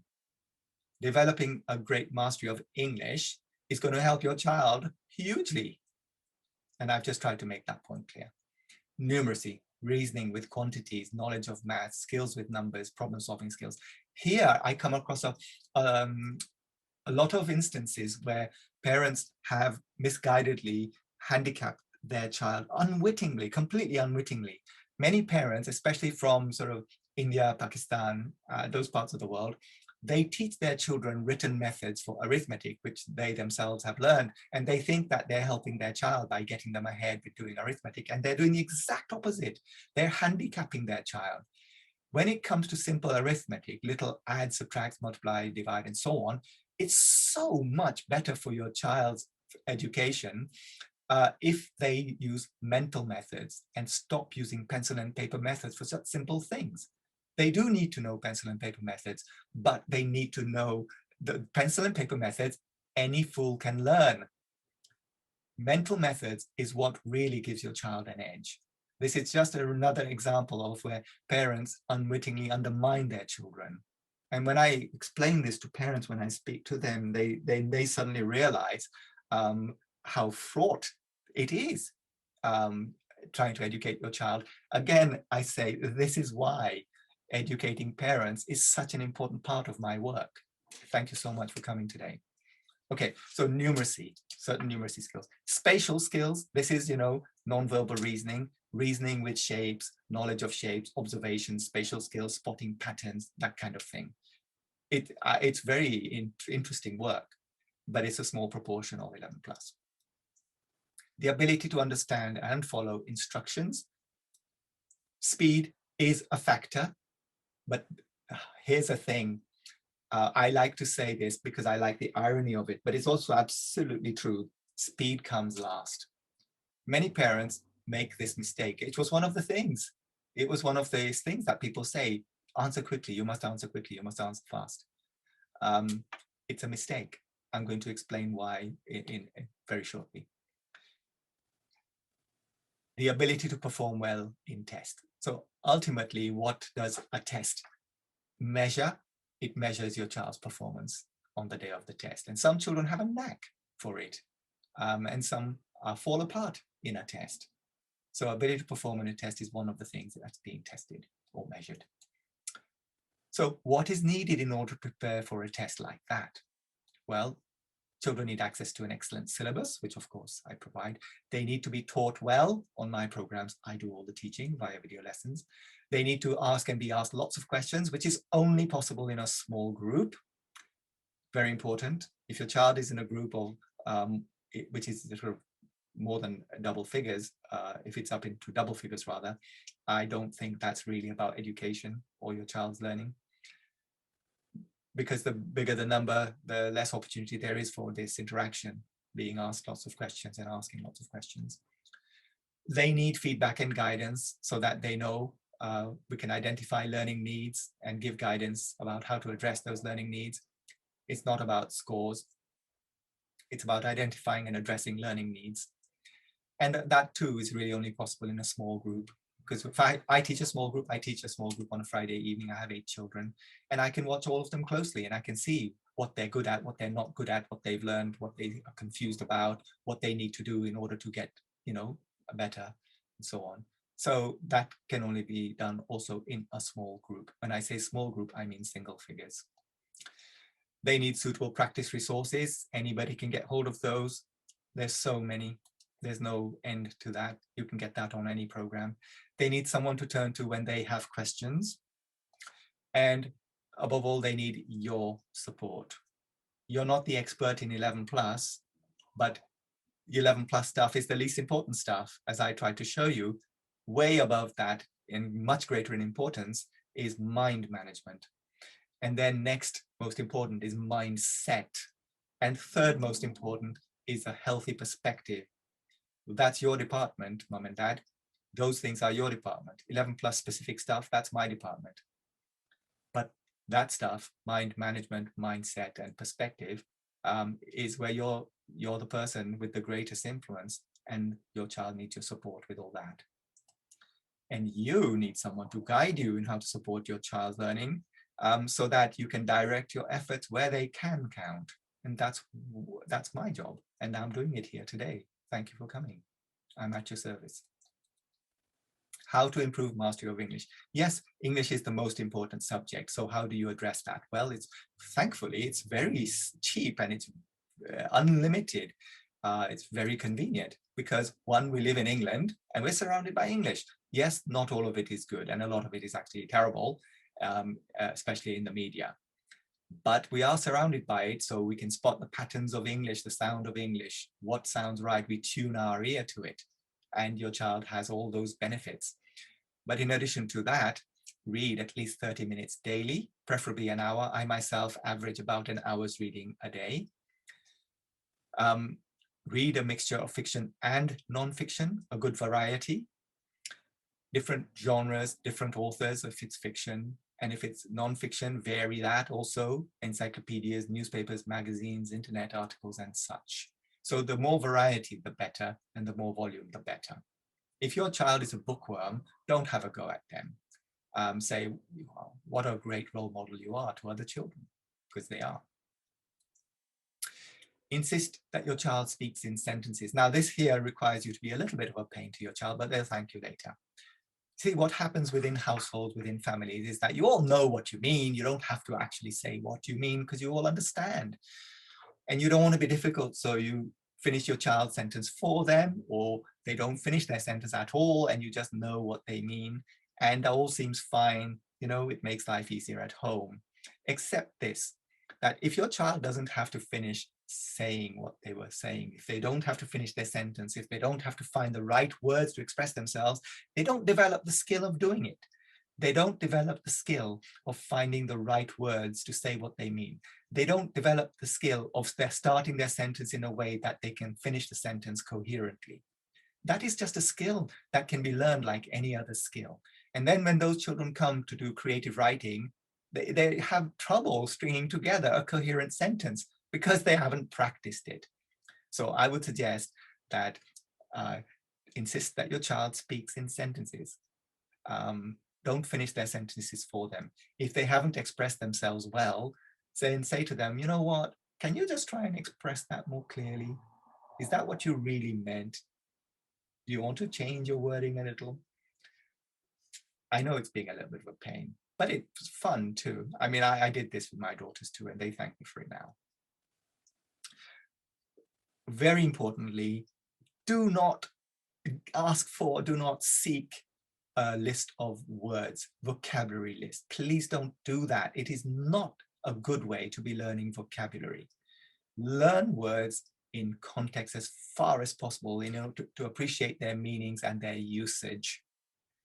Many times I can tell when a child has learned a word from a vocabulary list, because when they use the word, they're using it inappropriately because they didn't learn it in context. So much better to learn words in context, i.e. come across words during this vast amount of varied reading. So please don't seek a vocabulary list or to recommend that your child learns from it. It's not a good way to be learning words at all. The other thing about vocabulary lists of words, is that it's a great deception that's played upon unwitting parents who just don't understand the workings of it. I mean, I've tried to explain here why it's so much better to learn words in context through vast amounts of varied reading. But I'll mention something else that's very relevant to this point, that in English, there are 1 million+ words. Somebody gives you a list of 10,000 words. You give this list of 10,000 words to your child. Your child diligently goes and learns those 10,000 words, and they think they're ready for the 11+ because they've worked so hard. They might have put in hundreds of hours learning those words. They go into the 11+. Not a single one of those 10,000 words came up in the exam. Why? Because it's a drop in the ocean of all the words there are. So you think you're doing a wonderful thing, and you think your child is learning this thing and they've got it covered. And the person who provides you with the vocabulary list is perpetrating a deception on you. Don't get taken in by that nonsense. And it's healthy to learn a few new words a day. If you try to learn 100 words in a day, you're just going to get frazzled, you're going to get confused. A few words a day. In my programs, both the Foundation and the 11 Plus, I say to the children, 3 new words in your vocabulary book every day. And that's a very modest amount, but it's a healthy, manageable amount, which may take between 5 and 10 minutes a day. So it's not too onerous either. But the important thing about it is not the specific words that they've added into their vocabulary, but the habit of actually looking up words. That is the habit that's more important, the way of thinking about language and learning. That's more important than the specific words that they've learned. And of course, to improve your child, what your child can do, you could support your child by you developing your own English and your own vocabulary. It's a never-ending task. I mean, nobody has the perfect knowledge of English and every word in it. That just doesn't happen because there's just too much of it, and it's a changing thing. So you're kind of trying to hit a moving target. Here's the thing. As far as your child is concerned, mum and dad can do no wrong. I mean, I know they'll say things to criticize and what have you, but they do look up to you in awe.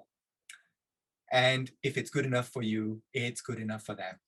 So no matter what you say, you have to be a good role model of learning, reading. If you say reading is a fantastic thing for you to be doing, then let them see you reading, practicing what you preach.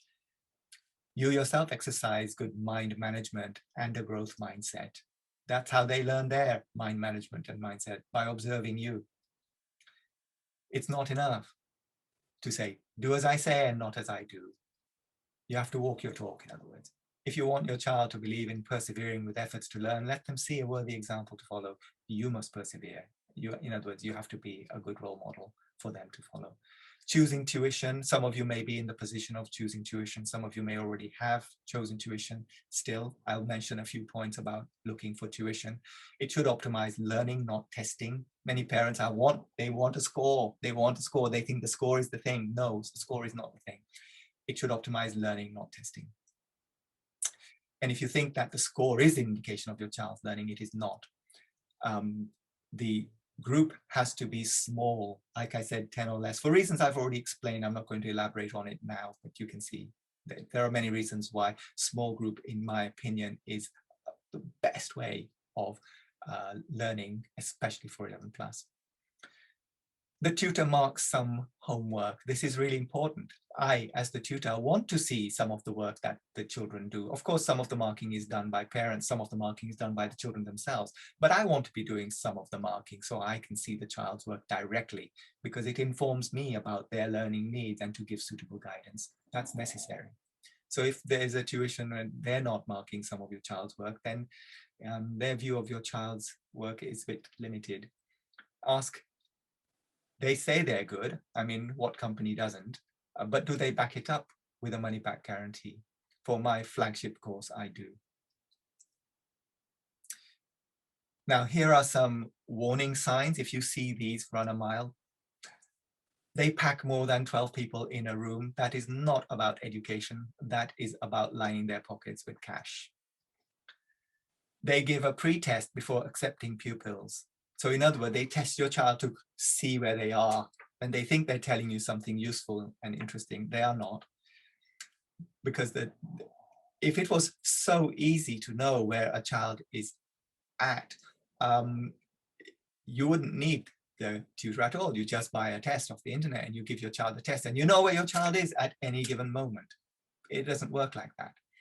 So at best, a test is going to tell you your child's performance on that day. It's not going to tell you how good is the important stuff. It's not going to tell you the important things. Let me tell you what are the important things to know about a child if you're going to prepare them for 11 plus. Number one, what is their academic potential? A test does not measure potential, it only measures performance, what they were able to do on that day. So you need to have an idea about your child's academic potential. And the other thing is, about their appetite for learning. And again, a test is not going to tell you that. So a test is going to give you a number, and you might think, now at last I have a number against my child. But actually that too is a deception, like a vocabulary list is a deception. You think you're doing something good, and actually you're doing the exact opposite. No, the important things that you need to know about your child is, do they have high academic potential? And generally, mom and dad are the best people to know. If you and your spouse are highly academic, that is a good starting point. And then in your child, you as the parent, I'm speaking as a parent now, will see potential that other people cannot see. So you are actually the best person to say whether your child has high potential or not, academically speaking. So this pretest thing is actually just a gimmick. I wouldn't even say it's harmless because it's deceptive. So anyway, I want to go back a slide, sorry. I wanted to say something else about a pretest. Look, a pretest, let's imagine it actually reflect your child's knowledge and skills at that point, which it doesn't. It just reflects their performance. Even if it did, if a company is going to use that as a basis for evaluating or giving you guidance about what you should do or not do, or what they would recommend or not recommend, what they're essentially doing is saying that if you want your child to learn, to be taught, don't bother going to them. They only want the children who already have the knowledge and the skills, because they themselves are not well equipped to educate. It's essentially an admission of defeat. So run a mile. If the tutor doesn't mark any homework, I've mentioned that. If you yourself don't have access to the learning, very often it does happen that you send your child to tuition, they go there for 2 hours, 3 hours, whatever, and they are taught as far as you know, and then they come home and they do homework, they get stuck on something, and you can't help them because you didn't have access to the teaching and your child doesn't remember. Well, you've got a hand tied behind your back. So you yourself should have access to the teaching. And on my program, parents have access to all the teaching because I do all the teaching via video lessons. So not only do you have access, but your child and you have repeated access as and when you need it, which is really handy, not just for learning, but also for revision. The focus is on testing instead of learning. Run a mile if there's a focus on testing, or on volume of work rather than on quality of work. If they stoke up hype about the importance of exam techniques, of test scores, is it CM, is it GL? If they make those things up, and about mocks, children don't learn anything from doing a mock test. You might think, but I'm telling you, they don't learn anything from doing the mock test. I'm not going to actually go into details of this right now, because we're running short of time. But if they stoke up hype about those things, what they're really doing is taking your attention away from your child's learning and their learning needs, the true learning needs, which is the knowledge and the skills of mainly literacy, but also some numeracy. So those are some red flags. Here's a little plug. The values expressed in this presentation are my own values. I've expressed my own values, my own opinions in this presentation. And the things I've talked about, I encapsulate them, build them into my own courses, the program. We use highly interactive small group format because I believe it's the best way to teach children. I refuse to go into, by the way, I didn't mention this, but we don't run for the purpose of making profit. So we struggle to break even. I could easily run at profit. All I do is pack in double figures of kids into my room. I refuse to do it because it's rubbish for teaching. We work at optimizing our collaboration with you. We give you written feedback, guidance, encouragement for you and your child. We give you information about your child's performance. You have access to all the teaching, all the resources also that your child has there are physical resources, there are digital resources, there are video resources, a whole variety of resources. So there's a lot of opportunity to collaborate with you in an effective way to support your child's learning. My flagship 11 Plus course comes with a money-back guarantee. I don't know of anybody else in the industry who is confident about their work to be able to do this. The foundation course, which is for children whilst they're in year 4, is an excellent stepping stone onto the 11 Plus course. And in fact, I created the foundation course as preparation for the 11 Plus course in many ways. We normally run lessons. This is live lessons in venues in Feltham, Hounslow, Heston, Cranford, Langley, Slough, and High Wycombe from September, we hope. Of course, for the past year, we've hardly been able to run lessons in any venues because we were in lockdown for a good part of it. And no matter where you are, you can be local or you can be far away, you can access, or rather your child can access live lessons via a computer. As long as you've got a reasonably good internet connection, it works wonderfully well. So this is what we do. Now, live lessons can be accessed in a room, in a venue, school, hotel, community center, or via Zoom from home. And sometimes parents are concerned which option they should go with. First, I'd say it's the same lesson. It's the same course. All the resources are the same. The worksheets are the same. The books are the same. The lesson's the same. Syllabus is the same. Everything's the same. It's the same course.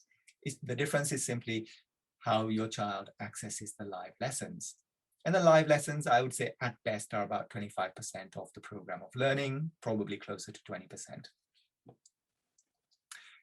Distance learning or having live lessons via Zoom, well, I mean, you've probably been experiencing this. There is a certain convenience for you and your child, not having to travel, not having to get ready. So it saves you quite a lot of time. Your child is safe at home under your own care. And it saves you money too, because the distance learning program costs me less to run, i.e. live lessons via Zoom are not as expensive to run as live lessons in a hotel or a school. So it saves you money as well as the convenience, saving you time and peace of mind that your child is safe at home with you. So what are the benefits of the venue-based live lessons? Well, the main difference is that the tutor or learning coach, as I prefer, gets greater scrutiny of your child and their work. That's it. And it can make a difference to some children. It depends on the child. Some children are not able to focus at home, but when they're in a public place like a school classroom, it's different. It depends on the child whether it's worth it to you or not. Now, sometimes parents want to know, and it's a good question, why is it sometimes children don't score well in an 11 plus test? Here's some popular suspects. They didn't do enough mock tests. They didn't choose the right practice papers. They should have had tutor B and not tutor A. Poor exam technique. They should have done their lessons in a room, not via Zoom. But these are rarely the true culprits. So these are kind of common misconceptions. So what's the number one reason why children don't do well in the 11 plus as you thought they would? And what can you do about it? Well, it's actually a lack of love, not parental love, a lack of love of learning for its own sake, a kind of a utilitarian means to end approach to learning, instead of a love of learning for its own sake. And usually it's a lack of love of learning English. What can you do about it? Well, replace the means to an end view of learning with a love learning for its own sake value. In other words, a growth mindset as opposed to a fixed mindset. Encourage, praise, acknowledge a model a love of learning, not just in formal situations, but all the time. in one phrase, it's nurture a growth mindset. That's what you can do about it. Now, some time back, a chap I was speaking to who was interested in tuition for his daughter, who's currently in year 3, he asked me, so what's the pass rate for the children on your course? And at the time, the most recent stats was 90%. And I thought 90% was much higher than the normal pass rate, which is around 70%. That was a year where a larger proportion passed for reasons I can't account for. It just fluctuates a lot. Not because the course fluctuates, but many external factors fluctuate. But in that year, it was 90%, and I thought he was going to be impressed, but far from it. Instead of being impressed, he said, oh, why don't they all pass? Why do 10% fail? That was his words. Why do 10% fail? And I was slightly taken aback because I thought it was kind of self-evident or obvious, but it isn't. So I'm going to share with you some of the reasons why some children don't pass the exam. I don't like to use the fail word. 1, the test is designed to get a spread of scores, and then the pass mark is set so that only about the top 25% qualify as eligible. In short, the 11 plus is designed that only 25% pass. So 3 out of 4 children will not pass the 11 plus. That's the design of the exam. Remember, its purpose is selection. They want to select the top 25% most academic as measured by this test. Poor mind management skills. This is the most common thing. The children have learned poor mind management skills. They get anxious. They get distracted. They're lazy. They make excuses. They trick themselves when they go in a test that this is something other than just a chance for them to solve a few fun puzzles and riddles and answer questions. And they turn it into some big hype thing that is a judgment about who they are and their value, their worth. They play a trick on themselves. All of this is poor mind management, which they will have learned largely from their parents. They have a fixed mindset when it comes to learning. They're not approaching it to embrace learning for its own sake. It's all about the scores. It's all about passing. It's all about getting into a school. And they would have learned that too from their parents, most likely. It's a lack of foundation. Okay, so a child comes onto my foundation course or my 11 plus course. They might spend almost 2 years on one of my programs. Well, you know what? I can't teach them English because English isn't learned like that. English is a language. Language is way too sophisticated to be learned in the classroom, especially in a few hours a week, even if all of that time was dedicated to the learning of English. No, you learn language by immersion in it, and we are all immersed in English, but they just haven't been paying attention to it. And then they come to my course and somehow it's supposed to transform their mastery of English. It doesn't work like that. If the foundation is not there, if they haven't been paying attention to language for their lives, there's not very much that I or any other course can do about that. And it's not learning about the technical aspects of English. It's about being fluent in a language. Language itself is just way too complex and sophisticated to be learned in that way. The lack of parental support and involvement, sometimes for really good reasons. You know, we're all working really hard to try and stay afloat. Or in some cases, the parents themselves don't have a good mastery of English because they haven't been in this country for that long. Sometimes they just had a bad day. You know, I was explaining that not every child performs to their capabilities on the day of the 11 plus test. In short, sometimes they're just not cut out for grammar school. That really goes back to point number 1. They're one of the 3 out of 4 children who are not cut out for grammar school. Okay, so now we come back full circle to the slide at the beginning, some of the things to reconsider saying. I hope that most of them, it's now self-evident why it is that they're not necessarily as good as they first appear to be. This one I didn't address specifically, so I'm going to address this. We're going to move house to help you get into a better school, or some such, you know, the idea of changing areas in order to be in the catchment for school. Why is this not such a good idea? I don't advocate this at all. The reason I don't is this.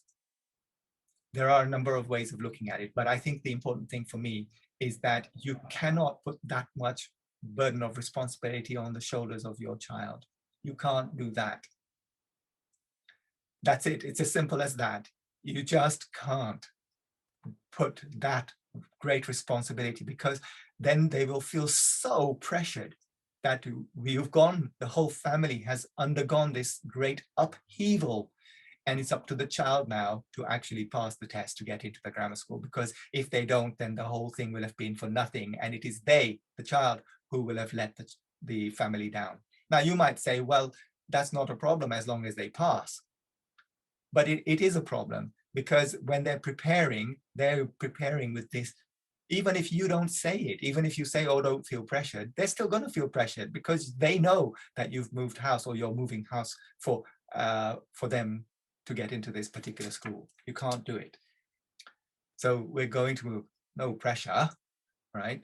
Think about the pressure on your 10-year-old or your 9-year-old. If that's a concept that's being floated around, it doesn't have to be spelled out. It would be more prudent to move primarily for other reasons. Move for other reasons. Don't move just for the school. The school can be a small part of it, or rather the opportunity of the school. What I would say is, if you're thinking about moving, move because you're moving to a really nice area, an area that you'd like to live in. Move because it's going to be more convenient for getting to work, or for work opportunities. Move for reasons like that. Move because the non-selective schools are pretty good in the area. So whether your child gets into a grammar school or doesn't get into a grammar school, that the school is still a decent school. And most schools are. So that's one. Get a good score. Okay, so this one, your child doesn't necessarily hear it the way you hear it. Your child hears that it is the score that makes your child a worthy human being, a worthy child. That's what they hear, get a good score. So they will do whatever they think they need to do in order to get a good score. They may cheat if they have the opportunity to cheat. And that does happen. You may think I'm exaggerating, or it's just conjecture, but it is not. This is experience.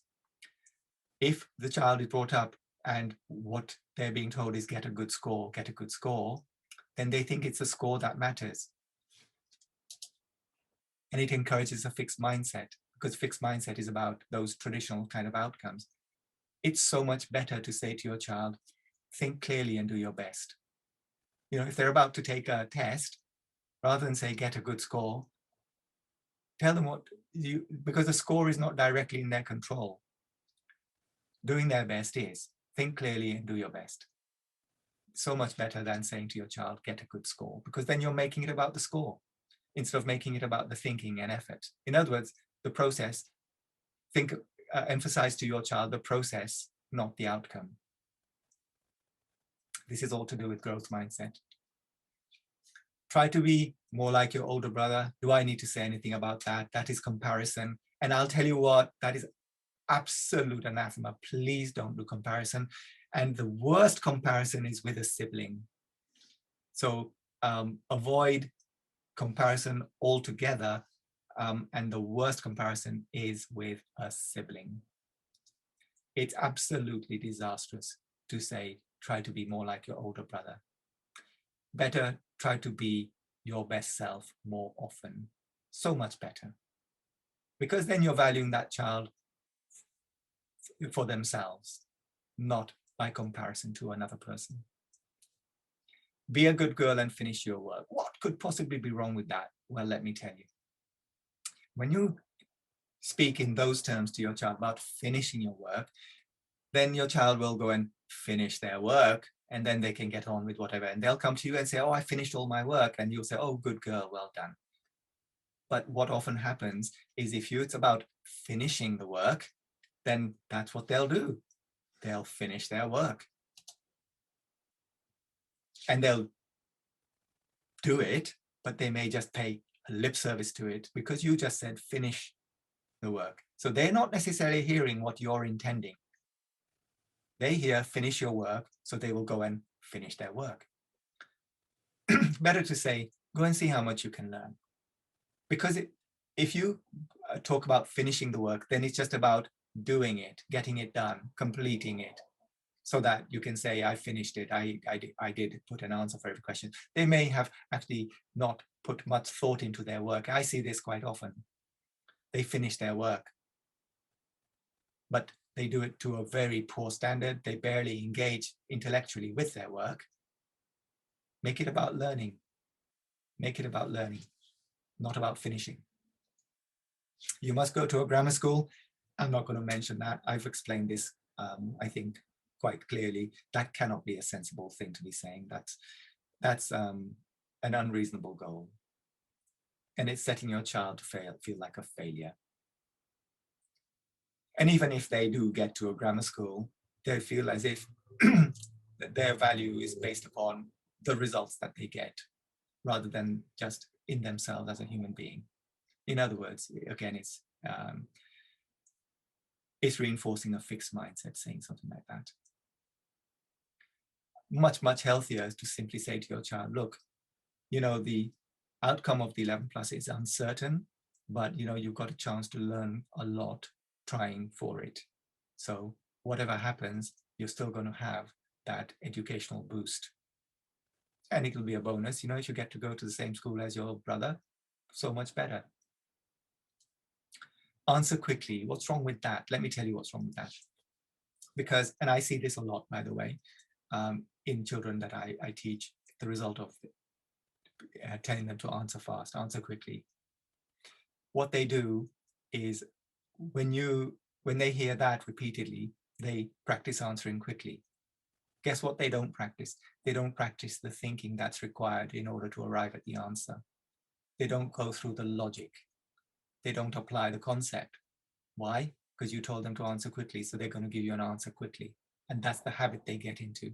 So many of the children I speak to, sometimes I ask them a question and they'll answer me quickly, but their answer is complete nonsense.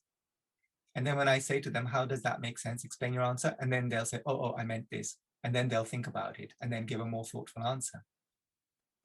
If you keep saying answer quickly, they think it's the speed that matters, not the logic behind it. That because it's the speed that's being emphasized. No, what they need to hear is something more like think logically and use efficient methods. Because if they think logic and they use efficient methods, then they're answering as quickly as they can, but they've got every chance of actually answering in a thoughtful way, giving an answer that actually is appropriate or correct. Speed comes last. Children need to understand the concepts. They need to practice the methods. They need to build up their knowledge and confidence by not having to answer quickly, by having zero time pressure, so that they can actually process the concept. They can process the question. They can think about the method. They need time to do that. And if they're being pressured to answer quickly, they don't have the time to gain that understanding and the confidence. It's putting the cart before the horse. When children are learning, and for the bulk of their preparation for 11 plus, forget the time, because the time will handicap their learning. But you can worry about the time in about the last 3 months, the speed. Until then, they need to be building up their knowledge and skills and confidence. When they have a really good understanding of the concepts and the methods, and they've had tons of practice, the speed will come. But the speed cannot come without that foundation work. Don't worry, you get it from me. I'm terrible at maths myself. Well, what you're doing there is you're saying to your child, don't bother working on it because you can't do anything about it. Or you're saying to them that I've given up on improving my maths. So you're saying what you're doing is encouraging a fixed mindset. No, much better, because what you're doing is you're modeling a fixed mindset. Better to say maths didn't come easily to me either, but I've persevered, or I am still working on it. So you're encouraging your child that, you know what, you may never be a genius at this, but you can certainly be better like me. So these are the things, or some of the things, but of course, I'm sure you can think of another 100 things that are like this, that parents say, thinking that they're saying something good or encouraging or motivating their child, when actually it can have the opposite effect. We're at the end of my presentation, so I'll give a quick summary. Flourishing, and we're here talking about your child's flourishing, requires effective mind management and a growth mindset. Those are number 1 and 2, way up there. Then there's this healthy perspective, the 50-40-10, 50% being in the hands of your own child. That is the power over their flourishing, 40% in your hands, and 10% the rest of the world, of which a teeny bit is tuition, and a bigger bit is school and rest of the world, all within that 10%. Give due attention to the overwhelmingly important role of the child and parents and the relative insignificance of schooling and tuition. So I mention this because many parents bust a gut over tuition and school, and they're not paying sufficient attention to their child's mindset and mind management. A mastery of English is paramount. So if you want to bust a gut over a subject, that's the one. Choose small group tuition, all that interaction and individual feedback guidance, identifying your own child learning needs, all of that is essential, in my view. Engagement and learning rather than testing.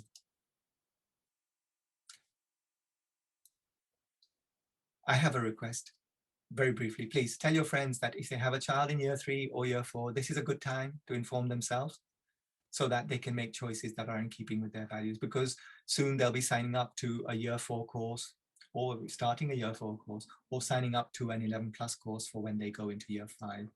And it's important for parents to have a really good idea about the choices that they're making and what kind of criteria they should consider. I appreciate, this is my profession, so for me, I have expert knowledge in this. And parents are busy in their own lives and their own professions, and they're not necessarily well qualified to know what are good criteria to apply. If they are serious about preparing the child for 11+, I would recommend they talk to me ASAP. This is a free service. I have spoken with some of you, and I'll be glad to speak to any of you again, or any that I haven't spoken to before. It's free. You just telephone my support team and say, I'd like to have a consultation, please, with Mr. Taylor. It's as simple as that. And your friend or your relation can do the same. And I will give them the best guidance that I can. We have an autumn offer if you're considering putting your child onto one of our programs. And this is the autumn offer, that all the video lessons and worksheets issued in the autumn term, so that is from September through to December, normally they'll be chargeable, but we're making them available for free. So they do have an opportunity to catch up. And the Easter holiday is looming. What a great time to be catching up. No school, lots of time. On the foundation course, I use FC as my abbreviation of the foundation course, which is the course for children in year 4. This saves a total of about, it is £144 on video lessons and worksheets. And on the 11+ course, it's a whopping £309 of worth of resources that you can get for free. This is the autumn offer. And the only things you would pay for that was issued in the autumn are the books or publications. We do issue quite a lot of books, which are a necessary part of the course. This means that a new pupil on the program has free access to a term's worth of learning. They just have to provide the effort and the time. I provide the worksheets and the lessons, the video lessons. End thought. Every parent has the chance to make the world a better place by the example they set for their children. What's the alternative? Thank you very much for your attention. If you do need to leave, then stay well. But I hope you'll be able to stay, because now there's an opportunity for question and answer. I'm going to stop sharing, stop sharing my screen just for a second, and I'm going to stop the PowerPoint presentation. And I will now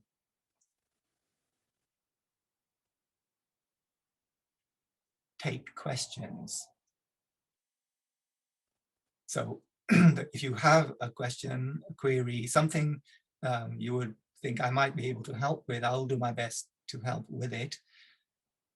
If it's something very personal or private that you'd rather not discuss in this, which is a public forum, then save your question and you ask me during a Zoom consultation.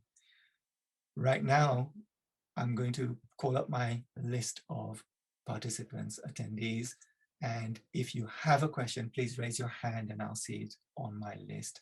And then what will happen is I'll enable you to speak and then you can fire away. So if you have a question or a query or you'd like clarification on anything I've mentioned, please, this is your chance to ask me. Just press the button, raise your hand button, and we'll see. Well, at the moment, I'm not seeing any hands. I'm going to lower. Raise your hand if you can hear me. Oh, okay, fine. I'm just making sure. Thank you. I'm going to now lower all hands. You can hear me. Now, I've lowered all hands. If you would like to ask anything at all, please raise your hand. Okay, we have a hand. Thank you very much. Okay, now, by the way, the names that I see on my list are whatever name is set on your Zoom login, and you can change your name to anything you like, okay? Because I'm going to go by the name that's there because that's all I can, in fact, see. Now, this person has put down their hand. I don't know if that was deliberate, but it was Murali. Is up there, Murali. Murali, who did raise a hand, is down again now. So they're now, okay, it's back up now. Okay. What I'm going to do is I'm going to allow you to talk. So I think what you can do is you can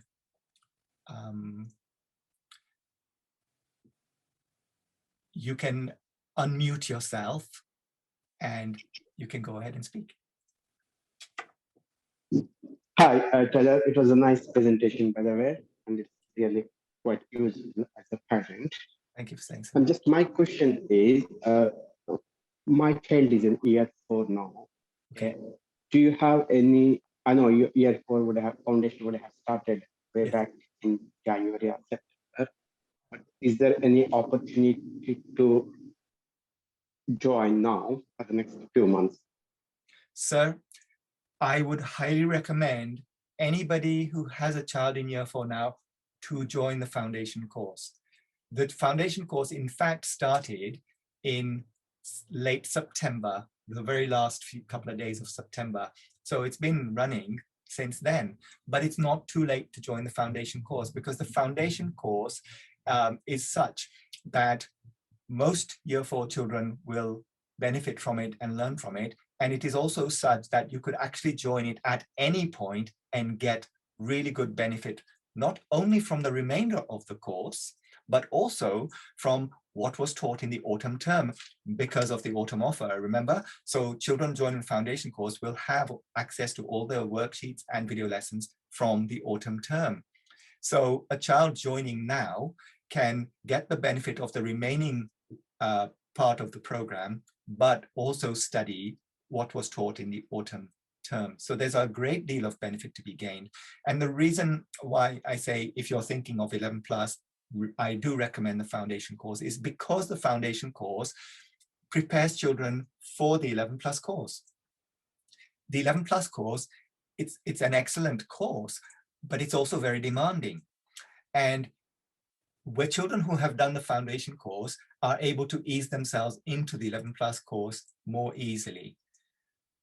Of course, there are many children who come straight onto the 11 plus course without having had any tuition, but it's a very steep learning curve for them. You know, if they go from no tuition to 11 plus tuition, it's like hitting a wall, and it takes them longer to settle in, and so it's harder for them to cope with. And the foundation course kind of takes them part of the way there. I'll tell you, because you've asked the question very kindly, sir, is this, that the foundation course has 30 sessions, and it finishes in early to mid-July. This weekend, it's session number 19 that is taking place. So there are, after this weekend, still another 11 sessions remaining. So children can get the benefit of that part of the program. Plus, the autumn term, which is what the autumn offer covers, was 10 sessions. So the first 10 sessions of the foundation program, children will also have access to the learning, the teaching from that part of the program. So potentially a child who joins, let's say, from next weekend, they would have the benefit of the remaining 11 sessions, plus they would have access to the learning from the first 10 sessions for free. And if you wanted, you can purchase access to the video lessons and worksheets that they have missed, you know, the ones from spring term, or at least some of the ones from the spring term. So that option too is there. But I would say it's not essential, because even if your child did none of the catch-up work from earlier in the program, the remaining 11 sessions will do them a world of good in terms of preparing for the 11+. And we do have spaces on foundation course lessons. In fact, we've recently gone back to one of the venues. So if you really want a child to be in a room for their live lesson, we do actually have one venue which we have restarted using. The majority of the lessons are, live lessons are via Zoom. So both options are there. And if you want to just get a bit more information, some details, and talk about some of the ins and outs, then there's two ways to do this. One, telephone my team. A group of very helpful ladies are there. Somebody will pick up the phone between 10 a.m. and 3 p.m. any day of the week. You can call them today after this presentation and just get some more information. And then if you want to have an individual consultation with me, if you want me to talk to your child, ask them a few questions, I love doing that. And I get some sort of an inkling about, you know, what they're good at, what they struggle with, and so on. You can arrange a Zoom consultation with me. Again, call the support team and get lots of information from them and say, would it be possible to get a consultation with Mr. Taylor as well? So this is the way I would proceed. Absolutely recommend the foundation course. It's never too late to join. I mean, sometimes we get people join the foundation course literally in the last 2 or 3 sessions, because what generally happens, sir, is this, that when someone applies for our 11+ program, at that time they think, you know what, since we're going to do the 11+ program, Mr. Taylor's 11+ program, let's get them into the foundation program, the remainder of the foundation program, so they get into the good routines and they understand, you know, the procedures, the expectations, and so on. That's exactly how it does work, sir. Thank you, Mr. Taylor. Quite useful. Lovely. Thank you very much for your question, sir. I'm now going to disable you from talking. Okay, great. Thank you for that question, sir. Are there any other questions or queries, anything you'd like more clarity about? Please do raise your hand. It's a great opportunity for you to do that.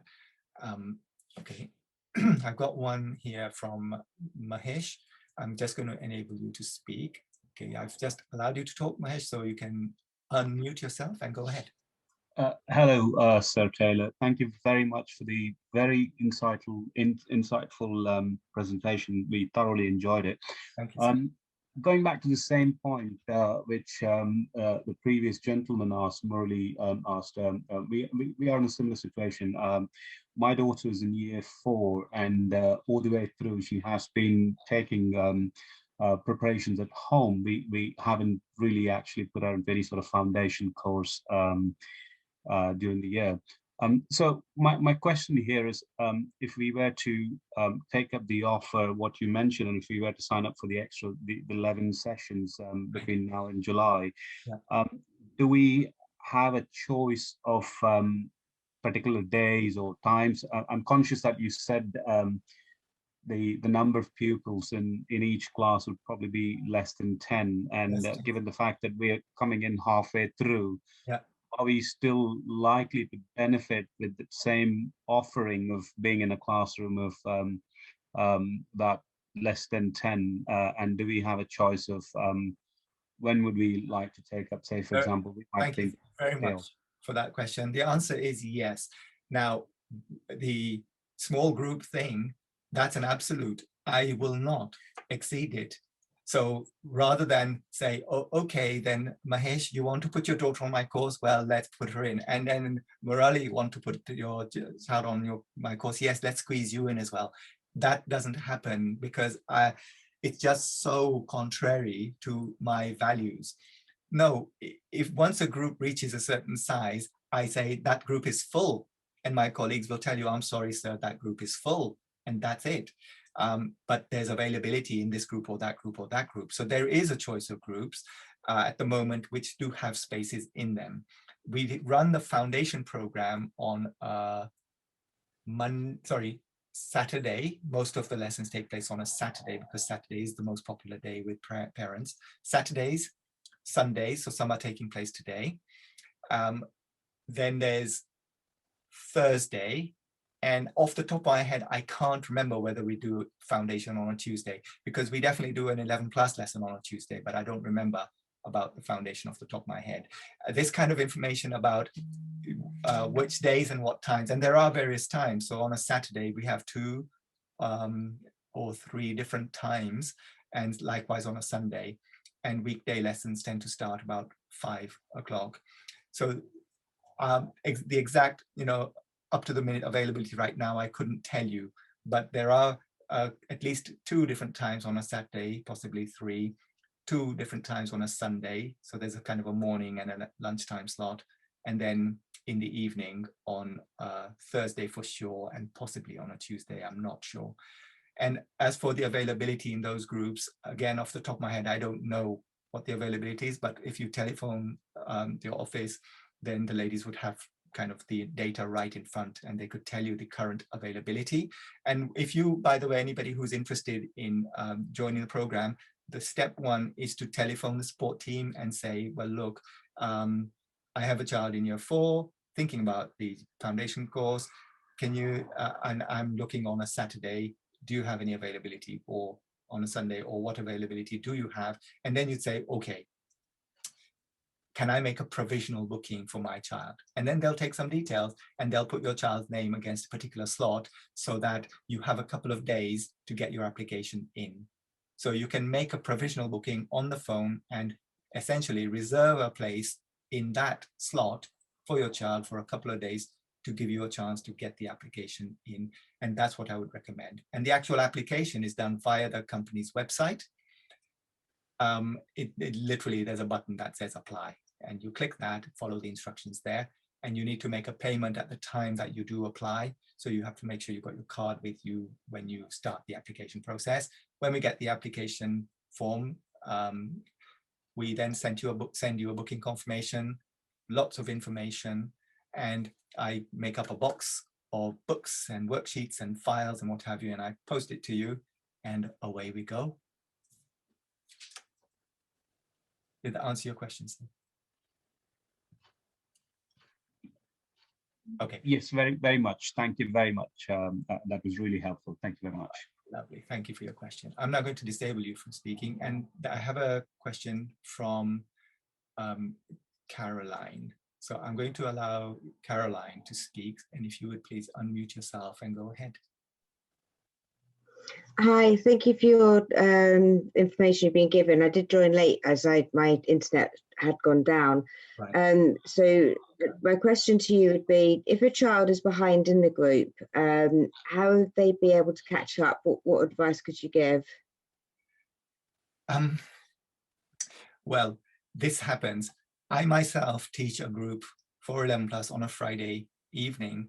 Some of the children in there are flying, and some of them are struggling.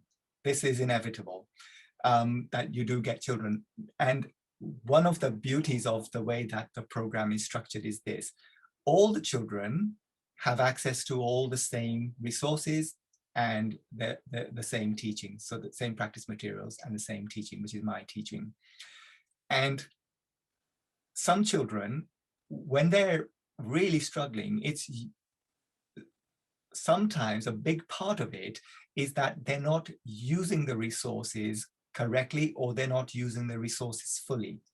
If a child does not understand, for example, how to estimate for adding, then it's because they haven't studied me teaching them how to estimate for adding.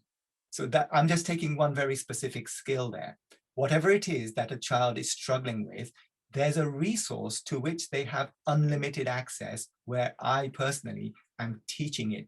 They can just access that learning at any moment.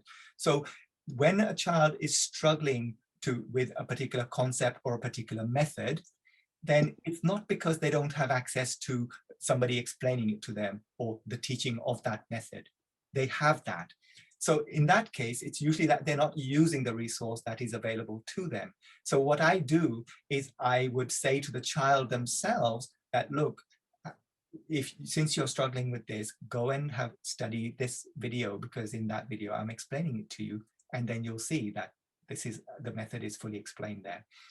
And I also would draw the parents' attention to say, look, your child is struggling with this and this is what you can do about it. And normally all they need to do is to study the method that I have explained, the concept that I have taught, and then practice it.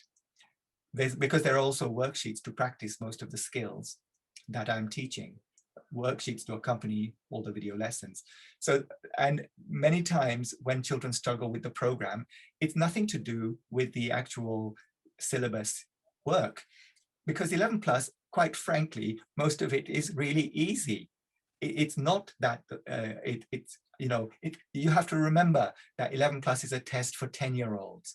Most children are actually 10 years old when they sit the 11 plus test. So how hard can a test be that's aimed at 10-year-olds? It isn't. The vast majority of things in 11 plus are very straightforward and easy. So they're also very easy to teach and very easy to learn. Why is it then that so many children struggle so much with 11 plus? The answer is really simple. Their English is not good enough.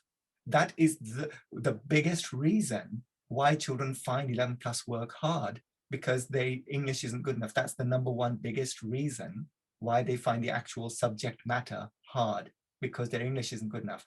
Now, if their English is good, sometimes what it is, they just haven't learned mental arithmetic methods. They just never got to grips with them. They didn't practice them, not because they cannot, but because they didn't give it importance, or because they were taught written methods for simple arithmetic. And then it's very hard to let go of that. It becomes like a comfort blanket, and they're not comfortable stepping away from it and using their heads. They want to use the pencil.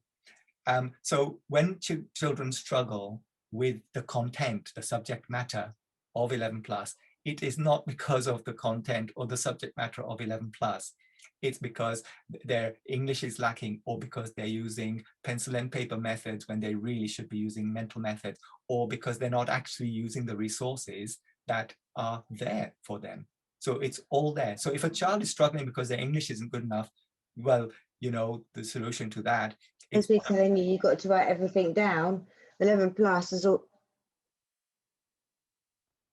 Sorry, I didn't catch everything you just said. Oh no, sorry, I was just trying to write everything down, but I couldn't do it quick enough. Oh, right, okay. Well, in most cases, if a child is struggling because their English isn't good enough, there is no quick fix to that. But there is a kind of a slow fix to it, which is to increase the amount of reading and to vary more the reading that they do. That is a very convenient and practically free way. And all that is required is for the child to commit to putting in the time and the effort to do it. So that would be it. And if it's mental arithmetic, that's much, much easier and quicker. Mental arithmetic, there are free resources for practicing mental arithmetic skills on the internet. You literally go to Google and you type in the words hit the button, literally hit the button. And probably the very first thing that comes up in your Google search is this hit the button game. And children can do as much practice on whichever mental arithmetic skill they're weak at until they're really good at it. So there are simple ways to address that. And if a child is not using the resources, sometimes it's because they're confused about which resource to use. Then the learning coach or the tutor will guide them, and the parents also. And sometimes if the parents are a bit of a loss what to do, or the child has queries that a pile of queries they want to go through, what they do is make a consultation with me. Again, just by calling the office, and then I sit with them for about 35 minutes and I go through their questions and queries. So yes, if a child is struggling, then they require some support and guidance. And the guidance and support I give depends on what it is that they're struggling with and why it is they are struggling. So, but these things I've just mentioned are the main reasons. Either their English is poor, so they struggle with all language aspects of 11+, or their mental arithmetic is lacking, which is a bit of a handicap to understanding of numbers, or they're not using the resources. So we guide accordingly. Does that help you, madam? Yes, it does. Thank you very much. Super. By the way, are you in Norfolk? Because I think that was an unusual address. Stowe Market, was it? No, Stroud. Oh, it's Stroud. Oh, right, just outside Swindon. Right, okay. Yeah, I'm a Bristol boy, so Swindon's kind of local to me. It's all good. Thank you. Thank you for your question.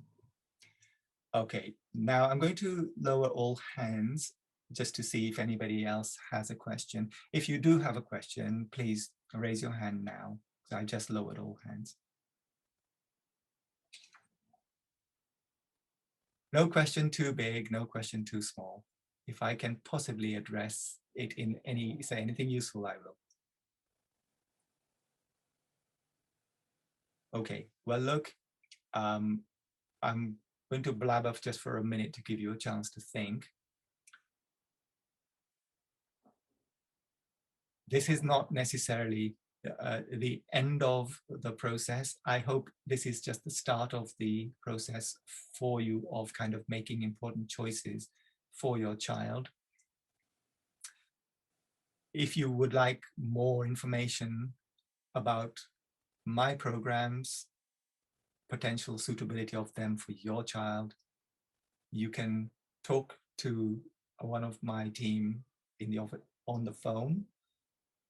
In addition to that, you can speak with me in a Zoom consultation, which is not a public forum, and we'll help you as much as we can. I mean, I want you to do what is going to be best for your child, and I would like to help you if I can to make a decision that's suitable. I hope you've seen from the content and tone of my presentation where it is I am coming from. If I can help, I will. Okay, since we do not have any more questions, thank you very much for giving up so much of your Sunday to spend it with me. And I hope that we will hear from you again. Enjoy the rest of your Sunday and stay well. Bye-bye.